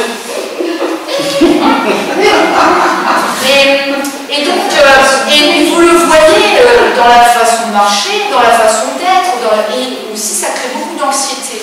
Les poulets sont des animaux extrêmement anxieux. Si vous êtes dans une. Enfin, vous voyez, là vous avez la volaille, vous jetez un truc. Bon, et bien c'est pareil, donc ça crée un sentiment d'anxiété, de panique, de compétition. Donc c'est absolument horrible. Et moi j'ai eu la chance, parce que je vivais chez M. Puchy, et quand j'étais jeune, j'avais horreur de la viande et les produits laitiers, j'aimais pas, j'en ai jamais mangé de fromage, ni de lait, ni de beurre, ni rien. Et par contre, bon, j'aimais pas la viande, alors je mangeais des œufs et un peu de volaille. Et la première chose qu'il m'a dit, c'est Why did you eat so much chicken? Pourquoi tu mangeais autant de poulet ou d'œufs? J'ai dit, parce que j'aimais pas le reste. Il me dit, oui, mais regarde ce que ça fait de ta vie. Et aujourd'hui encore, parce que ce qu'on mange entre l'âge de 0 et 7 ans, c'est la tangente de notre vie. Après, on peut modifier, mais il y a une grande tangente. Je vois qu'il y a plein de problématiques personnelles qui sont reliées à ça. Donc, d'avoir des problématiques relationnelles, la façon dont on a de... Tu vois, comme les gens qui mangent beaucoup d'œufs, ils ont des fois une coquille énergétique. Bon, après, moi, ça fait 45 ans que j'en mange plus, donc j'ai quand même bien travaillé là-dessus. Mais je vois, j'ai des amis qui mangent beaucoup d'œufs, de volaille, et je vois qu'ils ont des problématiques de ne pas arriver à accomplir des choses, ou ce sentiment d'infinitude, quelque chose qui n'est pas fini, quelque chose qu'on n'arrive pas à sentir. Des fois, ça peut être de la colère rentrée, des fois, ça peut être une incapacité à être avec l'autre, parce qu'on est comme dans une coquille énergétique. Alors, c'est subtil, hein, des fois, ça se voit pas. Puis après, on gratte. Et des fois, on fait plein de psychothérapie pour sortir les œufs. Moi, j'ai envie de dire, arrête de manger des œufs et tu vas gagner des sous. Parce que moi, j'en ai fait des psychothérapies. Et je me rends compte que le plus puissant, c'est d'arrêter de manger les produits, enfin, ce qu'on mange. Vous changez votre vie. Si vous avez, par exemple, on peut jouer sur les chakras. Vous avez trop de charges sur les chakras du bas ou trop sur les chakras du haut. Avec la nourriture, vous pouvez rééquilibrer. Vous voulez ouvrir le chakra du cœur, il y a des aliments pour ouvrir le chakra du cœur. Le chakra racine, le chakra racine, ce sera les racines, justement. Les carottes, la bardane, les salsifis. Après, pour le chakra ici, ce sera les légumes ronds, la courge, tout ce qui est rond, les oignons. Les betteraves. Alors oui, sauf que la betterave, on l'utilise pas parce que trop riche en sucre. Elle n'est pas dans... Parce que là, je ne vous ai pas donné les listes, mais vous avez toutes les sortes de céréales, toutes les sortes d'aliments, toutes les sortes d'algues. Et aussi, tous ces aliments peuvent être classifiés en termes de 5 éléments, Donc chacun peut nourrir une paire d'organes, une paire de méridiens, etc. Donc Ces informations, ah bah alors, vous les trouvez, il y a plein de livres, il y a le livre d'un macrobiotique, il y a des livres de cuisine macrobiotique donc par la femme de Michaud qui s'appelle Aveline Cuchy. Après vous avez un livre qui s'appelle Remèdes familiaux macrobiotiques de Marc von Kovenberg qui explique aussi toute l'histoire des énergies, comment on fabrique un médicament avec des aliments finalement. Je donne un exemple, tout bête. Une femme a des saignements utérins. Donc, ça, c'est la logique de la médecine orientale. Donc, l'utérus, c'est à l'intérieur et c'est en bas. Donc, qu'est-ce qu'on va aller chercher pour contrecarrer ce problème? Quelque chose qui est en haut à l'extérieur. En plus, un saignement, c'est fluide. Qu'est-ce qu'on va chercher? Quelque chose de sec. Donc, on va prendre des cheveux. Et on ne va pas prendre des cheveux de femme, puisque c'est une femme. On va prendre des cheveux d'homme. Et on va les faire carboniser. Et bien, les orientaux, à partir de cheveux carbonisés, ils vont faire une décoction qui va soigner les saignements utérins. Bon, c'est juste un exemple, il y en a des milliers comme ça. Et vous pouvez inventer. Bon, moi j'aime bien inventer, j'aime bien expérimenter. Donc j'ai fabriqué du thé d'azuki carbonisé, j'essaye de toutes sortes de choses. Je dis, ah bah non, ça marche pas. Puis des fois je me rends compte qu'un truc que j'ai inventé, ça existe déjà. Je me dis, ah bah tiens, parce qu'il y a toujours une logique énergétique derrière la médecine orientale. Et c'est intéressant parce que du coup, c'est des aliments qui viennent vous remettre. C'est même pas des thés médicinaux, c'est même pas de l'homéopathie, c'est juste ce que vous mangez ou ce que vous ne mangez pas. Vous voyez? Moi, j'ai une question par rapport au... Oui, il y a pas de problème, on fera les deux. Vos légumes tropicaux, fruits tropicaux, ouais. Et la différence par rapport aux fruits non tropicaux, et aussi par rapport au fait que souvent on entend dire qu'il faut manger des légumes et des fruits de chez soi. C'est vrai, c'est tout à fait ça. Donc l'idée de prendre des fruits non tropicaux, si on n'est pas dans un climat tropical, effectivement, c'est manger des choses locales. Les gens qui sont... Alors, les gens qui habitent dans des climats tropicaux, évidemment, peuvent en prendre plus, mais ça reste yin. J'ai envie de te dire, bon, imagine les gens qui disent, ouais, mais je suis allé dans la forêt, j'ai cueilli des champignons, c'est local. Oui, mais si c'est des champignons empoisonnés, tu vas les manger? Non. Parce que même si c'est local, c'est poison. Ben, il y a des fruits tropicaux qui sont poisons, même dans des climats tropicaux, parce qu'ils sont très yin. Alors, par exemple, les figues. Les figues, en médecine macrobiotique, c'est un fruit avortif. On mange des figues pour avorter. Pour te dire, comme c'est yin, ça fait sortir, ça casse le processus de... Quand on est enceinte, ça casse ce processus, ça expulse le fœtus. Pas chez quelqu'un qui va manger de la viande, mais chez quelqu'un qui n'en mangera pas, oui, parce que les figues sont très bien. Voilà. Donc même si tu vis dans un climat où poussent des figues, si tu manges des figues, c'est pas si je vis aux Antilles, par exemple, je vais cultiver mes légumes. Oui, voilà. D'accord. Ouais.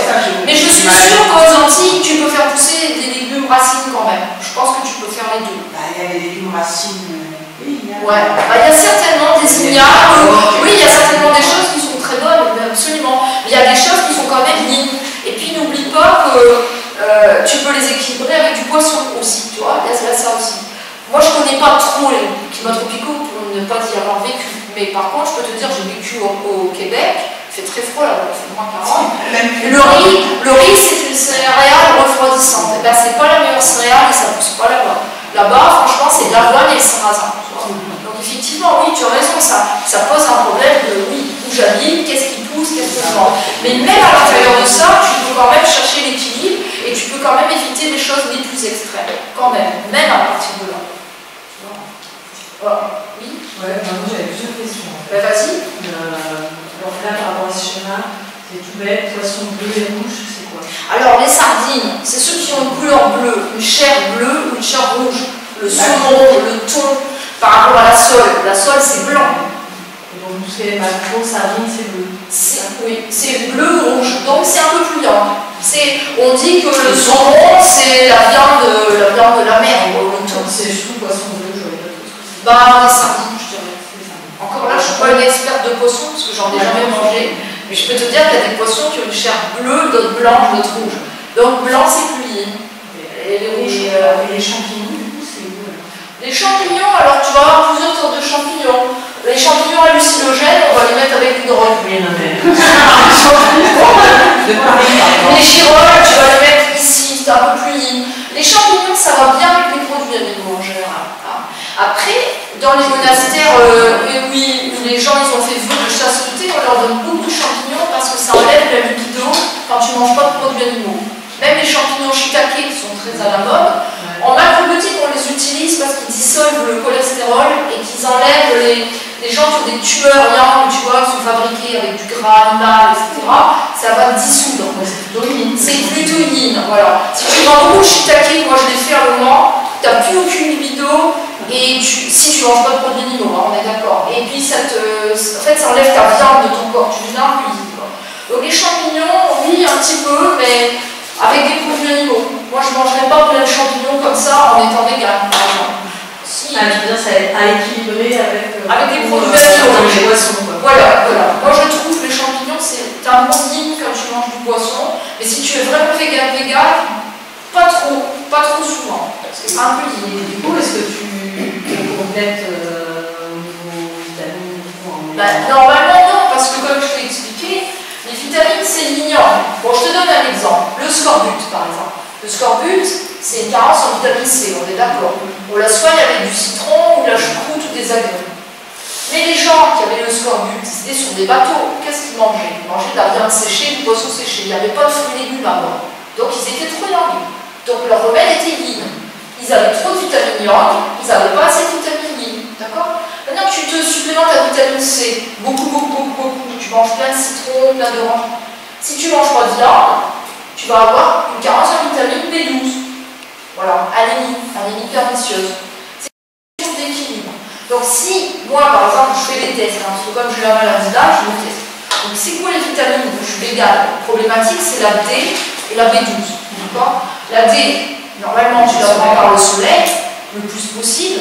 Normalement, tu en as un peu dans les poissons, tu peux en avoir dans les arêtes de poissons, choses comme ça, ou dans certaines algues, un petit peu.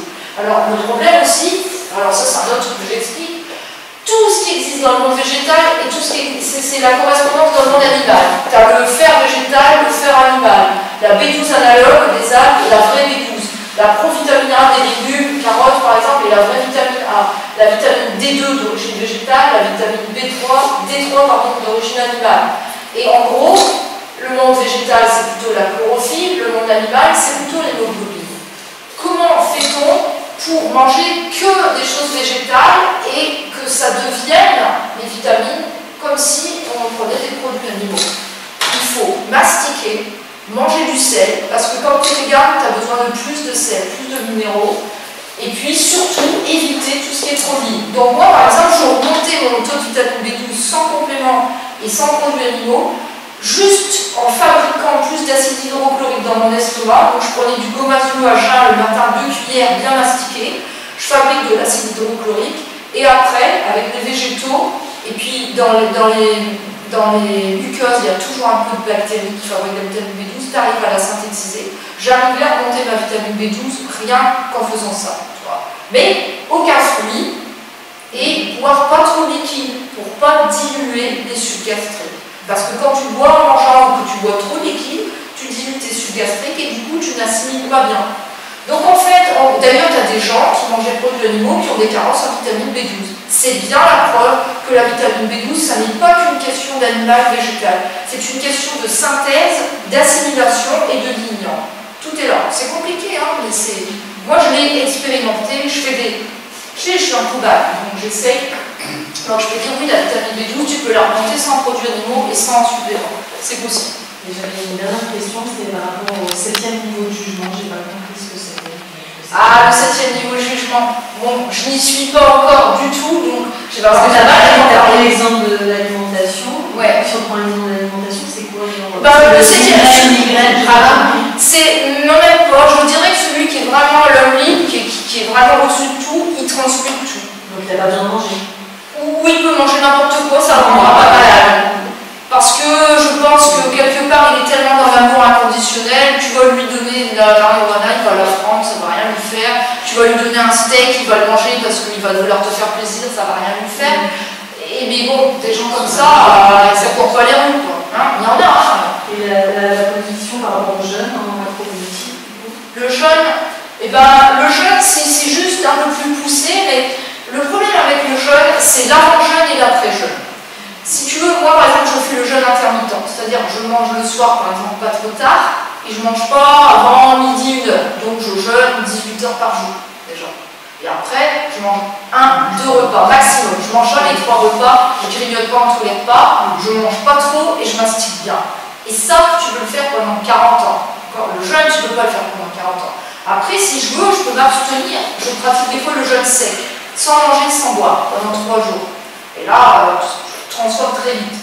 Le problème avec le jeûne, c'est que les gens qui mangent extrême, ils font un jeûne, bon, ils se préparent un peu. Après, quand ils sortent du jeûne, ils sont tellement appelés par tout ce qu'ils ont éliminé qu'ils remangent n'importe quoi. C'est très difficile de contrôler. Alors qu'avec une... je pratique le jeûne, mais... Ouais, t'as pas ce problème. Mais toi, tu l'interromps avec des jus de fruits, des choses comme ça. Oui, je fais très attention à la prise et très attention à la prise. Donc tu fais attention. Après, le jeûne, c'est très bien, mais je trouve que si tu peux faire des jeûnes en plus de ça, mais si en plus, en entretien, tu manges comme ça, tu t'en crasses moins. Tu vois ? Le problème avec le jeûne, c'est que, peut-être pas toi, mais il y a beaucoup de gens qui jeûnent parce qu'ils sont... Après, ils vont faire des cures de raisin, ils vont manger du fromage. Je pense que l'idéal, c'est de manger peu. Tu vois, la femme de Georges Savoie, elle mangeait ça par jour, pendant 40 ans. Bah voilà. Et elle mastiquait 200 fois chaque bouchée. Bah, ça vaut largement un jeûne. Par contre, elle avait le combustible pour rester active et elle pouvait faire ça pendant 40 ans. Je dirais que c'est entre les deux, tu vois. L'idéal, c'est d'être respirien. C'est ça l'idéal, si on peut le faire. J'en ai mangé, j'en ai boire. Mais c'est pas pour tout le monde. Le jeûne, bah, c'est bien, oui, pourquoi pas. Si tu es vraiment capable. Après, est-ce que le jeûne t'équilibre? Il faut voir. Tu as des gens qui, par exemple, en jeûnant, moi je trouve que. Bon, imaginons quelqu'un vient me voir, il a mangé beaucoup de fromage, beaucoup de produits laitiers. Je vais lui prescrire un régime macrobiotique avec certaines substances, certains aliments qui vont dégraisser, qui vont enlever les amas adipeux, tu vois. Si tu jeûnes, oui, ça va le faire, mais après, il faut voir ce que tu vas manger. Si tu remanges du fromage, ça va revenir. Donc je pense que c'est plus sur une prise de conscience sur le long terme du centrage, ce qui n'empêche en aucun cas de jeûner aussi, en plus. Tu vois, que ce soit de façon intermittente ou de façon prolongée. Oui. Il y a une échelle mignonne aussi dans chaque aliment, enfin, par exemple dans les fruits, quand les fruits non tropiques, comme ça, bon, c'est-à-dire, il y en a qui sont plus lignes que d'autres, oui. C'est un peu le même style d'échelle. Oui, oui, parce que chaque aliment peut être classé. Tu peux prendre les céréales, elle est classée du plus lent au plus ligne, les fruits du plus lent au plus ligne, les poissons, enfin tu peux faire sur tout, hein, ça, oui, bien sûr. Et tu mets tamari, chevelu, c'est pareil. Enfin, oui, tamari, chevelu, la différence c'est que dans le chevelu, il y a du blé, et dans le tamari, il n'y en a pas. Mais bon, les deux sont très bien. Après, ceux qui sont très sensibles au gluten, ils vont préférer le tamari. Pareil pour le miso, ils vont préférer le miso de riz que le miso d'orge. Après, il y a des ajustements qu'on peut faire selon les maladies. La maladie de Crohn, que je parlais, la maladie cœliaque. Bon, moi, je vois souvent des gens qui ont des trucs. Alors, tu dis, bon, on va essayer ça. Ah non, ça va pas. Alors, on va faire autrement. Beaucoup de gens, je leur donne que des pâtes de riz parce qu'ils ne peuvent pas, ou des pâtes de sarrasin pur parce qu'ils ne peuvent pas le blé. Il faut s'ajuster, hein, parce que là, les gens ils sont devenus, entre guillemets, on a muté. Hein. Enfin, il y a beaucoup de choses. Puis après, il faut voir d'où viennent les gens, leur passé. Puis je vais te dire, plus ça va, plus c'est compliqué. Hein, parce que les gens sont de plus en plus extrêmes. C'est comme les Américains maintenant. Ils mangent plus de viande, plus de fast-food, plus de Coca-Cola. C'est compliqué. Et du coup, moi par exemple, je sais que j'ai une petite addiction au yaourt de brebis. Ouais. Si je voulais contrecarrer pour les poissons, en fait. Brebis, fromage de brebis? Non, yaourt de brebis. Bah, moi je le mettrais là, le yaourt de brebis, parce que brebis c'est plus bien. Ouais. Bah, tu peux pas trop le contrecarrer, c'est juste que, bon, c'est un peu dingue et c'est un peu embrassant, tu vois. On parle beaucoup des produits laitiers, on dit oui, la brebis, le chef c'est mieux que la vache. Oui, certainement un peu mieux, mais ça reste des produits laitiers. Donc ça a ce côté kystique, encrassant. Dans ma conférence sur l'information, la médecine informatique, la réinformation cellulaire avec l'alimentation, j'explique comment on fabrique des kystes, comment on fabrique. J'ai aidé une jeune fille qui avait un lipome. Tu vois ce que c'est un lipome? C'est une espèce de gros bouton, mais énorme. À l'intérieur, c'est un peu comme un œuf. Tu vois, un œuf dans le blanc d'œuf, ça bouge, mais c'est dur, ça part pas. Elle avait depuis l'âge de 2 ans. Et elle avait 7 ans. Ça faisait 15 ans, elle avait tout essayé. Elle avait jeûné, elle allait voir des naturopathes, etc. Et on lui a dit, bah, il va falloir inciser. ça va faire une cicatrice, il faut l'inciser par-dessus. Enfin, elle ne voulait pas. Donc je dis, bon, j'ai regardé, elle, sa mère, etc. J'ai dit, votre histoire, c'est une histoire d'œufs. Et vraiment, c'est une famille qui mangeait des œufs tous les jours. Et la maman, elle était comme une poule, et elle couvait son poussin. Et elle était un poussin avec son œuf sur la joue. Non, mais j'exagère pas, c'était vraiment ça. Et je leur ai expliqué, j'ai dit, c'est pas possible, vous allez arrêter les œufs. Bon, ils ont arrêté les œufs, le chocolat, machin. Donc déjà, au bout de 2 semaines, ses cheveux qui étaient gras, ils étaient plus gras. Elle dormait pas bien, elle avait plus de boutons, elle avait plus d'acné, elle dormait mieux, etc. Mais son truc, il était vraiment tenace. Donc après, je lui ai fait des séances de médecine scalaire, avec des informations. Mais surtout, je lui ai fait prendre conscience que les œufs, c'était pas ça, quoi. Et il ne comprenait pas. Ah mais les œufs, c'est bon, gna. Et au bout d'un moment, j'ai vu l'histoire avec la mère, la fille, le poussin, la poule. J'ai dit, wow, c'est tout un truc. Elle lâche pas l'affaire. Donc à un moment donné, je leur ai parlé raide. Je lui ai dit, bon, là, l'histoire de la poule, du poussin, c'est terminé. Vous arrêtez, parce que c'est bon, quoi. Je voyais en plus, elles étaient anti-mecs, tu vois, elles étaient, la maman, le poussin, les vilains coques, machin. C'était pas bon. Donc j'ai dit, là, faut arrêter, quoi. Tu vois, j'ai vraiment, puis j'ai donné des compresses et trucs. Et elles se sont fâchées. Elles sont rentrées chez elles. Ouais, qu'est-ce qu'on nous embête, l'histoire de poule, de poussin, et puis, dans la nuit, la fille, elle s'est levée. Je pense, c'est la prise de conscience en même temps que l'alimentation. Le truc, il s'est ouvert comme un tube de dentifrice, tout est parti. Pas terminé. Donc j'ai dit, bon, ok, mais c'est parce que ça va loin. C'est pas juste l'alimentation, il y a tout ce qui va derrière. Tu vois, là, je suis en train de rédiger une conférence sur l'amour sacré et il faudrait que vous lisiez le truc sur les œufs et le poulet, mais on ne se rend même pas compte que nous, les humains, nous n'avons plus des comportements humains. Et même dans le couple et tout ça, et même dans le meilleur des couples, il y a trop de protection, il y a trop de couvages, il y a trop de... On est des humains. On n'est pas des poules, on n'est pas des bœufs, on n'est pas des poulets, on est... Voilà. Et ça, bon, en tout cas, elle, ça a marché. Bon. Elle avait quand même arrêté les œufs. Elle avait arrêté les œufs, mais dans sa mentalité, elle n'avait pas compris. Elle n'avait pas compris tout ce que ça a créé dans ses rapports. Le problème, c'est qu'après, elle était guérie, elle était contente. Et après, elle va peut-être commencer à remanger pas bien, tu vois, parce qu'elle n'a pas compris que la guérison, c'est pas juste la disparition du symptôme, c'est l'alignement avec l'ordre de l'univers. Elle n'a pas compris, tu vois. Et c'est ça la guérison. C'est pour ça que je dis que tu peux être guéri. Même si tu as des symptômes, si tu as compris et que tu es en conscience et que tu es aligné et que tu fais ta prise de responsabilité, tu es guéri. Le symptôme, c'est rien. C'est facile quand tu parles. Il y a 50 000 façons de guérir les gens. Mais ce qui est compliqué, c'est d'avoir la guérison, de comprendre.